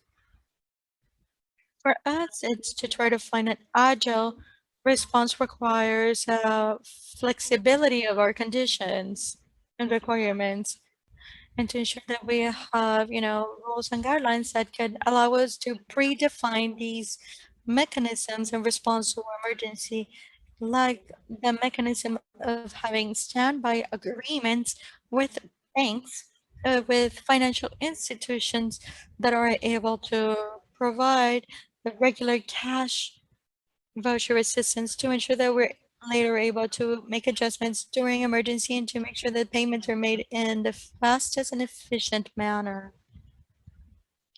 This is my final intervention. I'll thank you so much for giving us this space. Right now, we're redesigning the emergency component, adapting it to social protection services, and it's been a huge learning experience. And I'm sure we'll be able to gather so many points from this. Thank you so much to the organizers. Thank you very much, Mana Nunez. And I'm sure that later we'll have other initiatives that we will be review. We'll talk about monitoring, assessment, and learning. WFP of the Dominican Republic, Amalia de la Cruz. The floor is yours. Okay, in regards to the Dominican Republic, along with the others last year, we strengthened the organizations by monitoring the different markets. And by this, we mean that we need to ensure that the cash vouchers and assistance were being utilized at home to cover the needs of the home. And the supermarkets so that we can understand how they work so that their basic needs were covered to assess effectivity, risk, and impact of cash assistance in certain areas with specific types of population, identify how to strengthen local supermarkets specifically or the farmer markets for the people that depended on that specific point. These are social protection services in all future programs to ensure that they were included. Next, please. This assessment has allowed us to review this WFP and ADS. We know that we need to review and ensure that the information that we have is relevant, updated, and available in a timely fashion. Other additional agreement thinking of the cross-cutting effect that should be linked to the very beginning of interventions was to ensure that we are able to identify innovation manner of presenting data in regards to the supply chain and the implementation to not only inform but redesigning programs, reviewing the impact and assessing the program, verifying best practices, looking at different cooperations and in regards to the initiatives of other countries, the experiences of the different countries in the region in regards to the COVID response, and utilizing the best practices and documents that could later be shared with different stakeholders. WFP has focused on this in the last few years with a regional systematization, but also in the Dominican Republic would like to share in 2017 how the system was being prepared for social protection to be able to respond to emergencies and how the system was actually able to respond to COVID. I'll send the links in the chat so that you were able to look at these experiences in depth, which gathers the information that others and the cabinet has shared and also additional information in regards to our experience. Thank you so much. Thank you so much, Amalia. With this, we'll wrap up the program implementation. And now we can go to cross-cutting aspects. I now give the floor to Jimena. Now we invite different speakers in regards to cross-cutting issues, where we could talk about inclusion with Gabino from UNICEF, and later we can talk about gender with the speaker of Haiti. And then later we can talk about communication with communities and accountability, where we can have a conversation with different stakeholders. And finally, we can wrap up with WFP in regards to strengthening capacities. Gabino, you now have the floor. Good day or good afternoon, depending on where you are.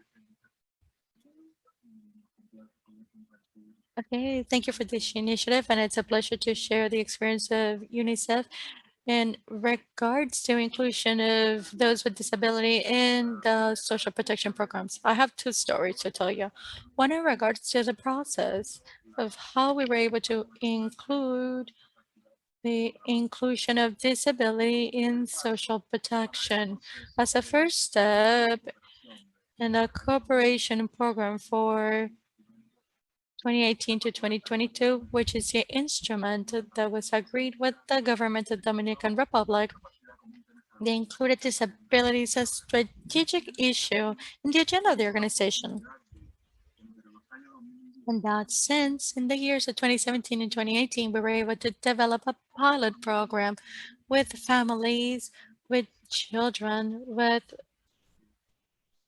Zika syndrome. We were able to take advantage of an important step to generate evidence, to be able to create advocacy to position any thematic, and gathering evidence is fundamental. Specifically, with this evidence, we were able to see very key aspects, like, for example, that the social protection programs that not include the disability of children as part of the factors that should be taken into account for socioeconomic targeting for the eligibility for these programs. Also, the families with boys and girls with disability have a higher rate of poverty and a greater difficulty to be able to bridge the poverty gap because they have so many expenses, doctor appointments, tests and medication, and increase of transportation, shelter, food. If it's a family that lives far away from the cities or centers that are able to provide services, these families might have had a loss of income during the short amount of time that they have available for work because they have to dedicate their work to caregiving of the children with disabilities. Also, there's an emotional burden, a very high emotional stress uh, due to caring for boys and girls with disability. With the study of UNICEF, in-depthness was one way in which they were able to address the loss of income. In the Dominican Republic, we found that 7% of the population has a disability, and 4% of the people with disability in the country are girls, and adolescents, and youth under 19 years of age. As you can see, it's a very big challenge that requires a response from the government and with social protection. So this is why we've worked on proposals with a program which is called Progressing with Solidarity to increase the inclusion of the homes with children with disability, where we were able to increase 40,000 families that could receive. That's a proposal. We hope that it can be done with the same amount of those families that are already part of the regular program. Next, please. My second story is in regards to the work of UNICEF along with other UN agencies as WFP, UNDP, and the strengthening of the social protection, and also to be able to adapt to emergencies. We've been working on this since 2018, and in 2020, when the social protection was really in the process of adaptation, the COVID-19 pandemic hit. So we were preparing to respond to a climate emergency, but we had a health emergency. And so many of the colleagues have mentioned the government of the Dominican Republic was able to respond with a vertical expansion. They increased uh, the assistance by more than 600%. And I'd like to stop in regards to targeting specifically for the families with chronic diseases and others, just like the Hadias and UNICEF mobilized resources to help the 2,700 homes with homes with boys and girls with disability. It was a pilot project so that we could see that the national mechanism could be used for targeted voucher assistance. Social protection institutionality was used. All the registration for the SUVN and the registration through the ProSoli program. And finally, the delivery of the assistance with the others. In conclusion, yes, I'm wrapping up. Yep, I am. Half a minute, please. Just like our colleagues from others mentioned, once the UNICEF um, resources under the government of the Dominican Republic continued, and it was wonderful as a pilot receipt capital so that they could continue with the program.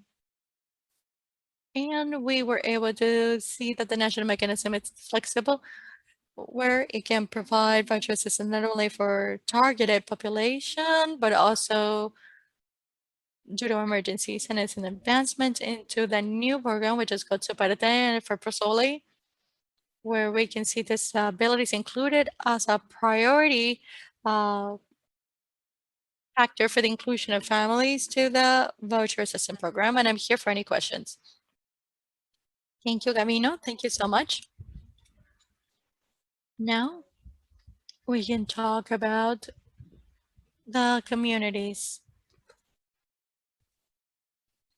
Okay. And now,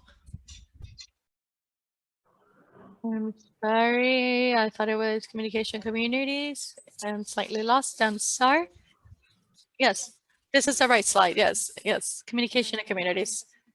So we have communication and communities. We give the floor to Vida Gutierrez from the Ministry of Social Development of Guatemala. Later we have World Vision, Colombia, Caroline Kene, and finally Kene Canel Valdez from Sul Tacuar, Guatemala. Thank you so much for participating. The floor is yours. Thank you so much for the opportunity. I'd like to say it's called the Fund Family Voucher, developed in Guatemala with cash assistance for the person will have to bring in their ID to a bank or an ATM or even at a business to be able to exchange the voucher for food or for cash assistance.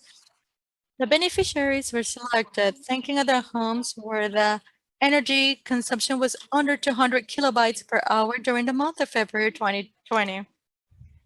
The total budget of the program, 10%, was specific for homes that did not have access to electricity due to poverty or extreme poverty conditions. Next, please.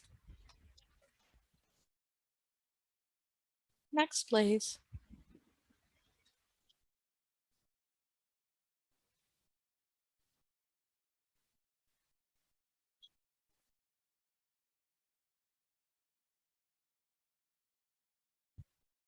Ilya, can I have the next slide, please?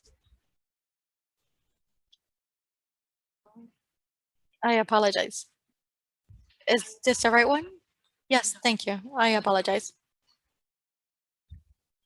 Aside from the cash voucher assistance in regards to economic assistance, there was also informational assistance in regards to the cash working group information where we could provide information to ensure that they could make the best of the use of the funds. In the very first group, they worked with financial education information to be able to manage the budget in the home in regards to hygiene and food products. And the second group worked on nutritional education.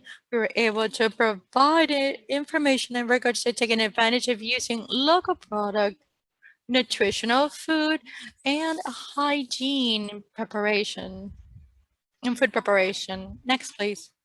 In regards to communication with the communities, we use the institutional social media, Facebook, Twitter, Instagram. It was also shared with the coordinators at the different state departments where they can share the information with the users because they work directly in the field and they already know the families firsthand. They were able to obtain feedback in regards to the program, material approval by liking our information and sharing also our material. There was an increase in calls to the call center, text messages, private messages through social media, and visits to our official site where people could register for the programs.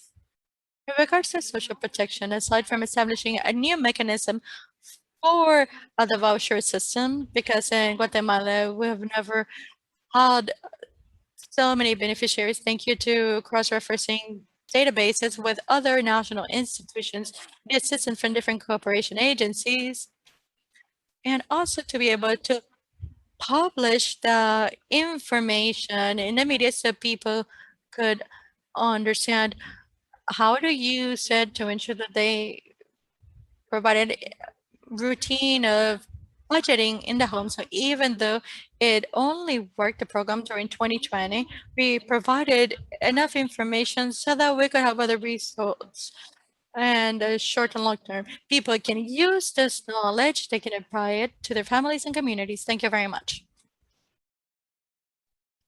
Thank you very much. I do apologize to the problem with the site.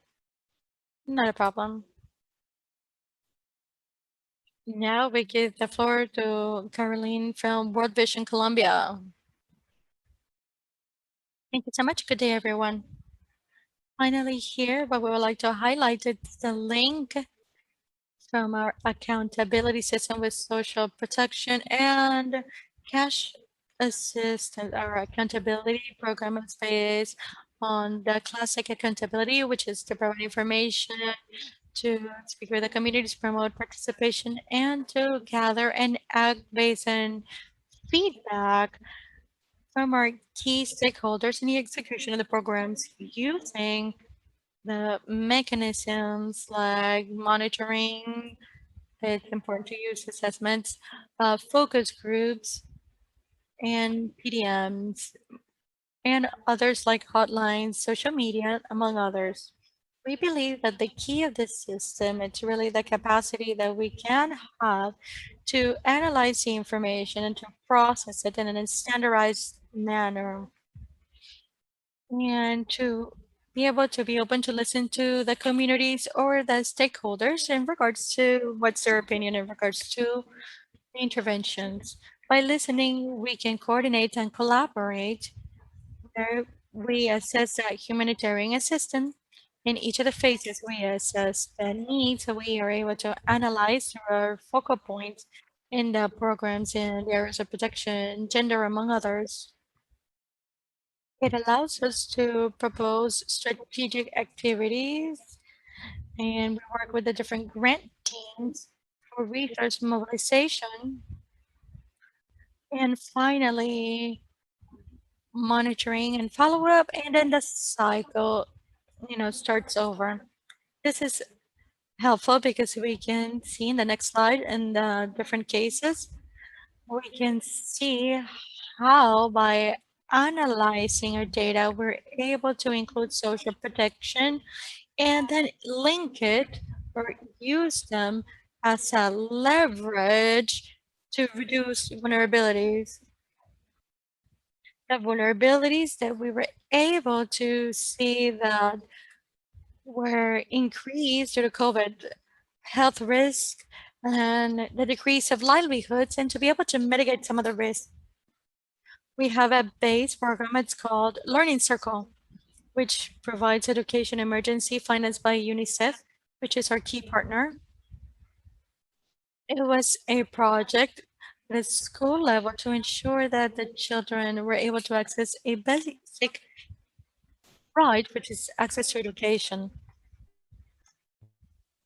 Through reviewing our accountability system, we were able to see that fortunately they were allow us to move to a second comment with cash and voucher assistance not only for basic needs, so that we could guarantee that children could continue to study and that boys, girls, and adolescents would not leave their primary role as student to go out to find work, but also to provide other services and products that are very much in line with vulnerabilities. We were able to provide hygiene products, uh,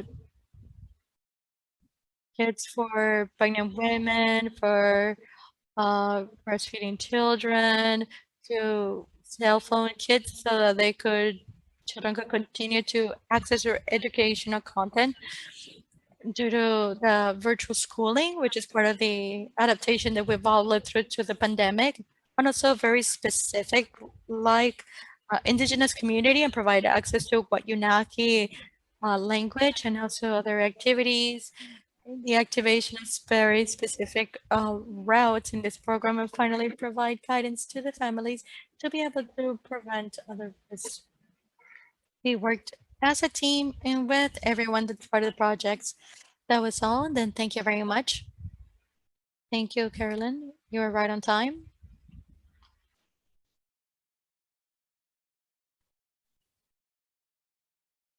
to talk about communication in communities. And now you now have the floor. Thank you. Good day to everyone. It's a pleasure for me to be here with you today. Thank you to the Red Group for this invitation. As the Zultaka Association, if we can share that we've worked on communication and specifically participation, engagement, and accountability in regards to cash and voucher assistance. This is all due to the support of what we can say is Swiss Corporation and after ETA and IOTA that we suffered last year. When we talk about cash and voucher assistance, it was multi-purpose. They're not only food, but personal hygiene products so that they can improve their livelihoods and life conditions and even their shelter. There was over 4,550 transfers with 2,151 families in 70 communities in San Pedro Cochan, Chisac, and Guatemala. Participation or engagement. We partnered with the COCOA authorities and leaders, and we also applied with a very quick diagnostic to see what was the biggest need of the population. We also carried out visits to the communities to explain their project, and we created a specific guide as to how to address this in a COVID context and how we were able to provide messages in the community in regards to protection, as to how they were able to obtain their different voucher assistance and different communities, making sure that they were able to comply with, COVID-19 protection measures. There were different agreements, forms, payments, and vouchers. Here we have some images where we are disseminating the information along the families in regards to the project. There were several different trainings that were carried out. On the other hand, we can see how the people were able to learn how to maintain the distance due to COVID spread or to decrease COVID spread. And we are here to answer question as to how to link engagement in the communities to be able to have the best incidents in the social protection in specific areas. It was done through audit to create reports and the engagement of local governments. Also the participation and create spaces for sharing experiences at a local level and on a regional level. And also how the challenges in regards to cash and voucher assistance with, protection system, we had several state programs, and in specifically because the rural population is very far away, getting to urban areas, it takes about 3 hours. So we need to work at a local level and to create awareness of rights. And finally, we were able to adapt the programs based on community and accountability, which goes beyond workshops or how to use uh, cash assistance properly and to provide information in regards to COVID-19 protective measures and the information we were able to have directly in the language was able to provide, specific assistance to these communities. It was perfect, right on time. Thank you so much. That's okay. Say only civil society organization that's participating. Thank you so much because the experience is very valuable to understand how local organizations and social organizations are able to help us. Right now, we're talk about gender. We'll work with Care of Haiti with Laurent Antoine. This presentation will be in English. So we now give the floor to Mr. Antoine. Thank you so very much, Gonzalez. I hope you can hear me okay.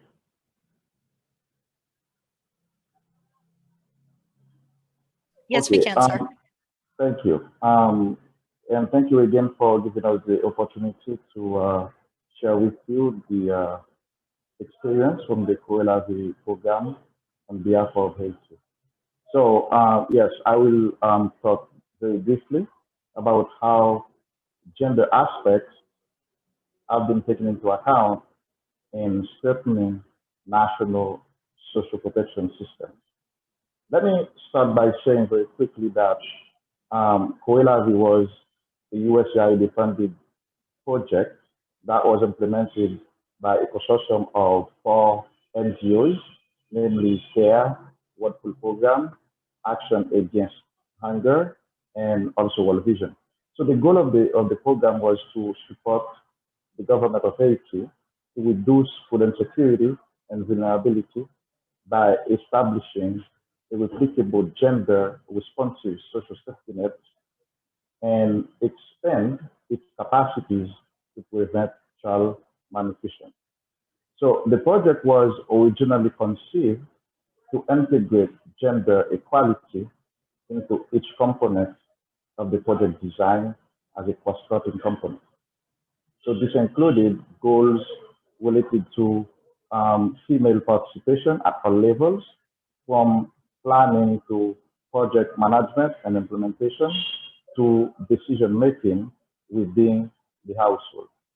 So from the onset, Coelavi benefited from a very productive partnership and collaboration with the ministries of women's rights, which provided invaluable support in drafting a strategy for gender equality and also recommendations on project operations.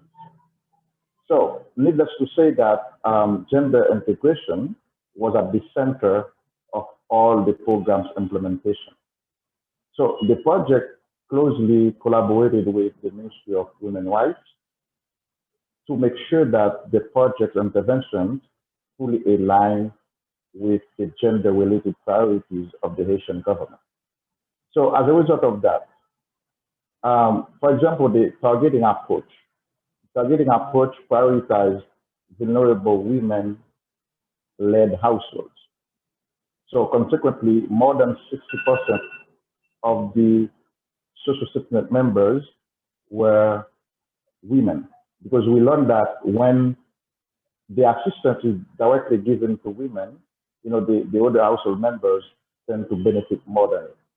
But we did more than that. For example, the network of local vendors, which composed of more than 900 local vendors that are responsible to facilitate the beneficiary voucher redemption process, was 87% women.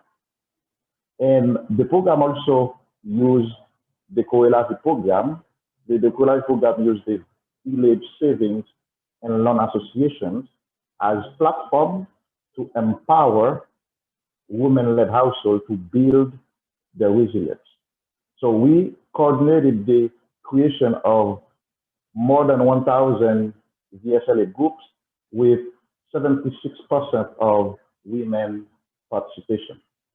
So to make it short, as a result of the gender integration under the COELAVI project, we have seen a significant increase of effective women participation in key positions within the community-based structures. So I invite you to please view the video of COELAVI that describes the full experience. Thank you, and over.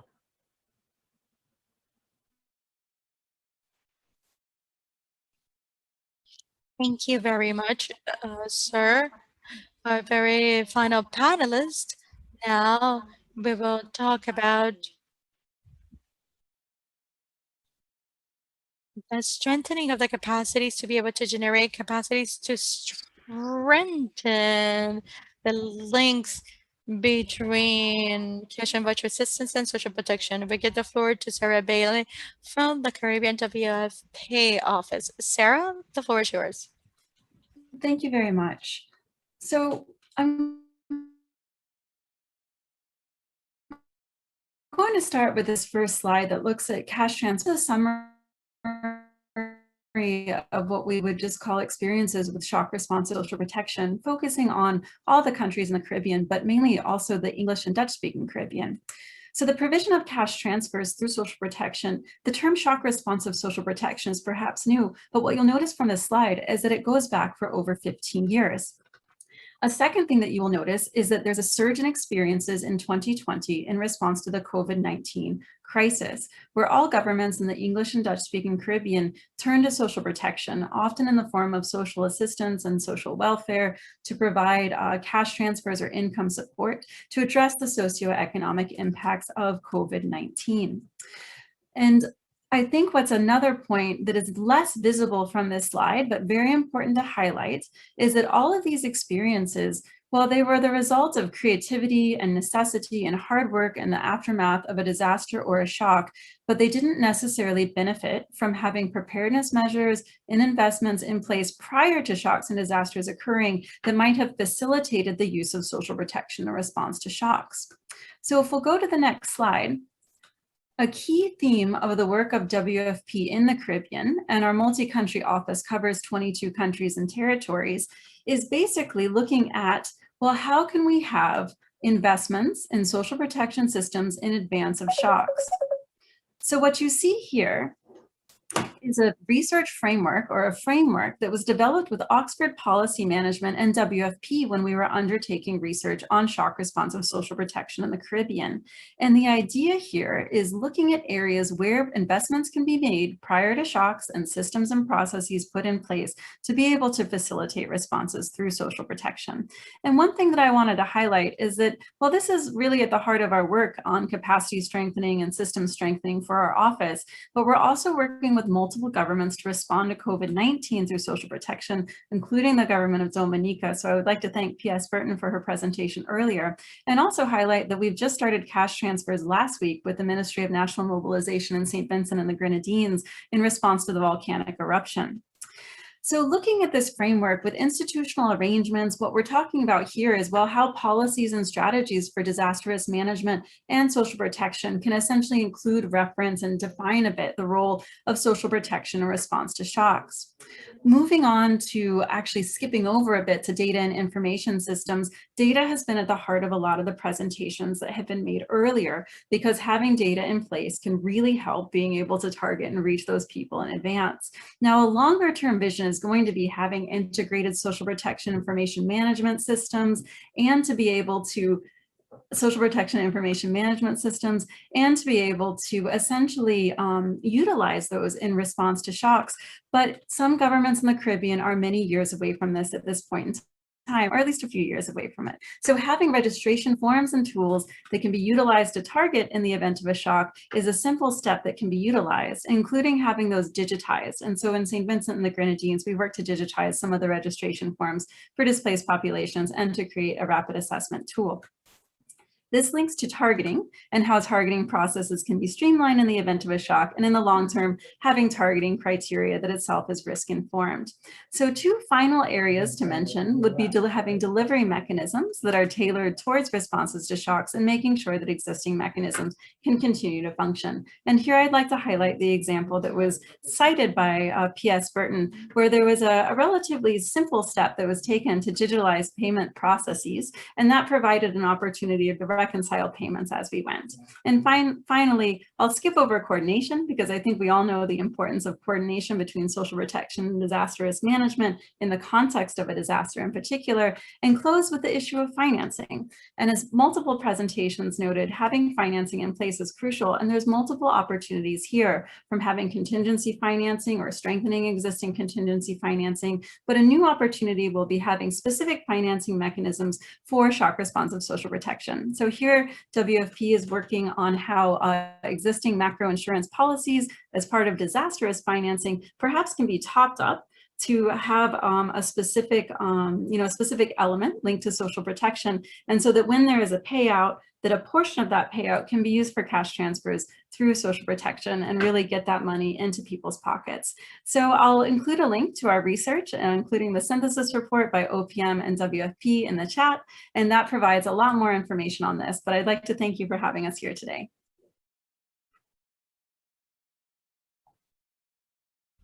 Thank you so much, Sarah. That was a really good summary of all the different angles, speaker perspectives, and everything that could be in regards to strengthening the capacities. We're slightly delayed in regards to our allocated time. So we'd like to take a very short poll at this moment, taking advantage of the people that are here, and launch a few questions before wrapping up with the reflections of Rodolfo and Valentina. I'll launch the poll right now. I'll launch the survey. We'll read it so that it could be interpreted. And Celia, if you could show the PowerPoints in English also.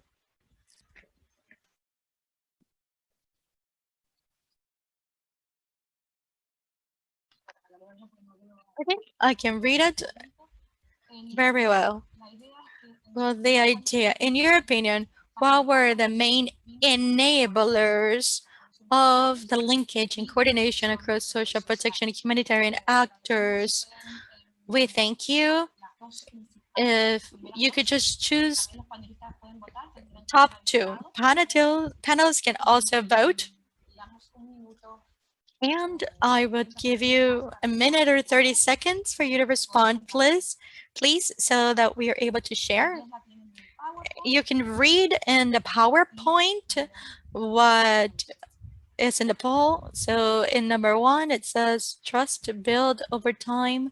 Number 2, a strong coordinating body structure with different sectors engaging jointly to achieve common outcomes. Number 3, clear division of responsibilities, set out standard operating procedures, manuals of operations. Number 4, strong leadership, clarity of vision from the social protection government. Number 5, strategic pushes from donors and other interactive actors, direct and indirect. Final, prior evidence. Okay, that's it. I'll close the poll and we'll move to read the answers. In the very first snapshot, we can see the structure, coordinating structure, as we've seen in some of the conclusions, along with leadership in regards to social protection. Now, if we could go to 2 questions, this would be important if it could only be answered if you feel that if you're social protection stakeholder from the government. So in this case, if you're social protection and not humanitarian response, what are the main barriers you face working strategically, working alongside a humanitarian emergency sector response? Let me know if I need to repeat the question.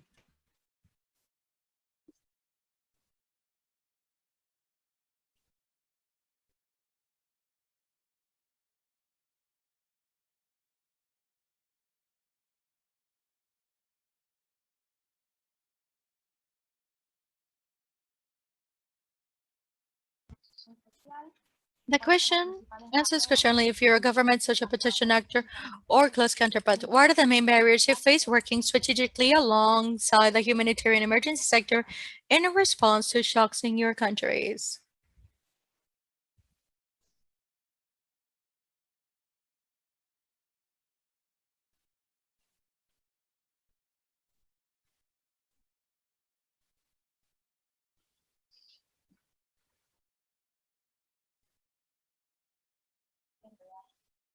Very well, I will close out the poll and share the answer now.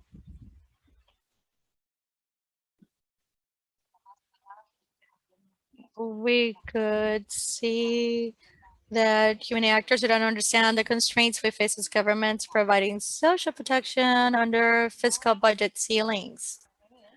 Okay, and now, if you identify yourself only as a humanitarian or emergency actor, what are the main barriers you face while working with government actors or stakeholders?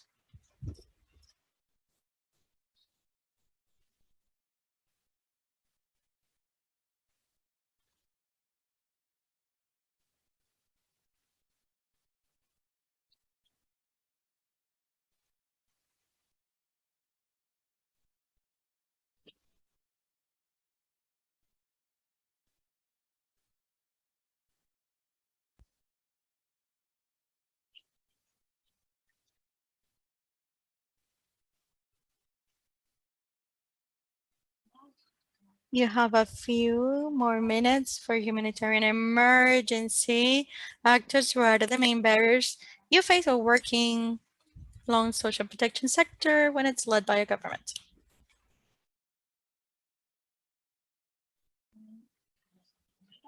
Okay, closing out the poll.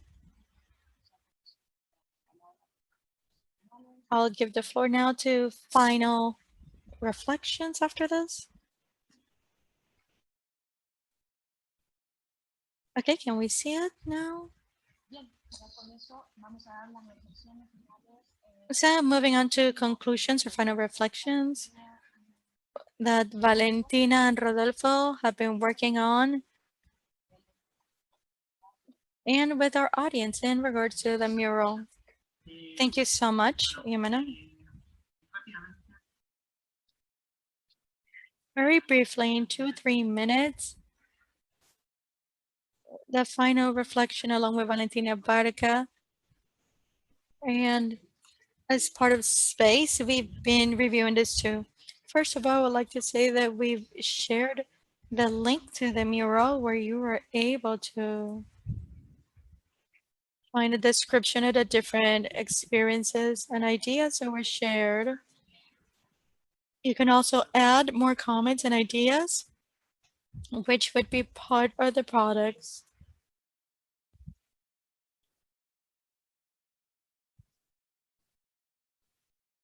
Very well, it'd be wonderful to, synthesize. It's hard to synthesize so many ideas in short minutes, but I'd like to bring in 3 key messages. The very first one is the obvious advantages of coordination with the social protection and system and a humanitarian response. We've seen this in this experiences, which are very much focused on the pandemic. They're obviously previous experiences, but obviously the pandemic has brought on about so many different experiences that are able to showcase how the humanitarian assistance sector are able to help with social assistance program, but it cannot necessarily help strengthen social protection in the long and short term. It can help to close gaps in regards to social protection coverage and the operational capacities. In social protection, we've also seen how the social protection system is able to learn from the capacity and experience of humanitarian assistance in the responses, how they can use the information, capacity, etc., of the humanitarian assistance sector. Third message, it's the collaboration that we have seen during the pandemic has strengthened response and the capacity for response. And the second message would be, and going back to the solar system that was able to guide this exchange of information in 3 dimensions of policy, design, implementation, and delivery. We saw that there are so many different opportunities and different ways of coordinating. It's not only the operational aspect which is popular, but also when we talk about policies, theoretical framework, we've talked about eligibility criteria, the amount for transfers. There are so many different experiences that are really rich that we can highlight. And you can find that in the mural. And finally, the third message would be a very important message I would like to highlight that are very specific key factors to facilitate the interaction among both sectors. One of the advantages of being the last ones is to be able to build upon what people have said. So I'd like to go back to something that was mentioned by WFP Colombia, the importance of leadership by the state and to really understand the needs and the priorities and how the state works, which is something that we're able to see in the survey, that need to understand how the state works. And this is as a key factor. Another key factor is the relationship of trust, a long-running relationship that is built from both sides. These factors of understanding how the state works and how the humanitarian organizations work to then build a long-term relationship. It's key to allow the coordination of the different aspects in regards to policy design and implementation. Since we're almost at the end, I don't know if Valentina, you would like to add something. If not, I'll give the floor back to Jimena or Celia. So wrap up, thank you so much, and we'll be sharing more information later on. Thank you, Rodolfo.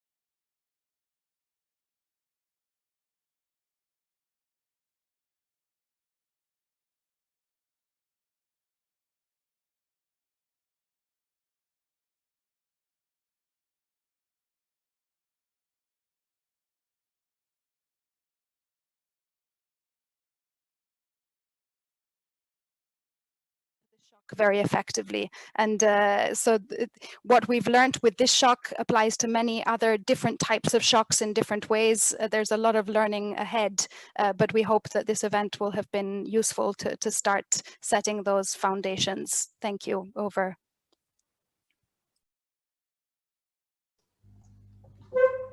Gracias. Gracias, Thank Valentina. you, Valentina and Rodolfo. It's been a challenge to have over 20 panelists exchanging information and ideas. I think the most important thing was to promote dialogue. This dialogue in the last few months for the over 20 actors that have been exchanging ideas to be able to have everyone here in the audience. We have your emails for registration, and it's a shared dialogue, and it's wonderful the resources you've been able to share in the chat. We would systematize the catalog. All the organizations that participated have been extremely generous with their files, with their tools. and all the exercise in regards to this process of resources would be included so that everything is in the same package. So now we have one more survey in the chat. You can also just use the QR code if you want in the next slide for the survey. Celia, if you could, turn on the camera. This has been a work from a job of many people together. So I think that the greatest work was done on behalf of the panelists. We know it's a huge challenge to work in non-conventional ways. But the objective was to promote dialogue. Well, the best way was to give a voice to the huge diversity we have here, knowing that there's always a trade-off as to learning about all the experiences, and we hope that we can compensate with the amount of resources shared. Okay, I'd like to thank the Red Luck Network. This has made this collective. We are just technical advisors. It was a collective effort. And I don't know, Celia, if you'd like to give an additional comment on Juan Gonzalo, any additional comments? No, Jimena. I'd like to thank the team in regards to support, specifically the panelists. Thank you so much for accepting our challenge and for sharing with so many diverse actors. Even though the experience might have been brief, we hope we're able to complement with the materials. And I do hope that it really helped to open up your appetite on this thematic and to learn new things. Thank you very much, everyone. Thank you, Jimena. Thank you, everyone. Without a doubt, it's an incredible experience to be able to build upon this framework. The questions, the videos, experience, written material, it's so rich. We have so much to work with and to move forward with this collective agenda. I would also like to thank first Jimena and Celia for organizing this and making it possible. It's a huge undertaking. I also want to thank Space. You've been a huge partner to be able to develop this, and thanking you and all the participants to allow us to carry out this event and the richness of the information that was able to come out. We thank you very much. Very well. With this, we now close. Please, if you could answer the survey. I know it's been 2 hours and a half, but we know that the red lag and everyone here can definitely, so continue to help you. So we would want to know how we can continue to help. And we support humanitarian platform, and we would like to continue contributing. So now we release the panelists. A round of applause. I don't know if everyone can turn on their cameras, and so we can have a round of applause and take a group picture maybe. That would be wonderful. If Celia, you could stop sharing your screen, and that way we could all take a group picture. Okay, so we can try to do it.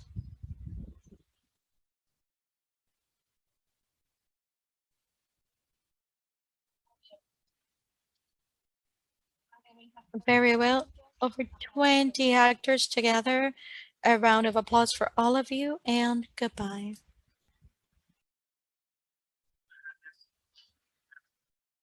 Thank you, Jimena. Thank you, Celia. Thank you. Thank you very much, everyone. Thank you.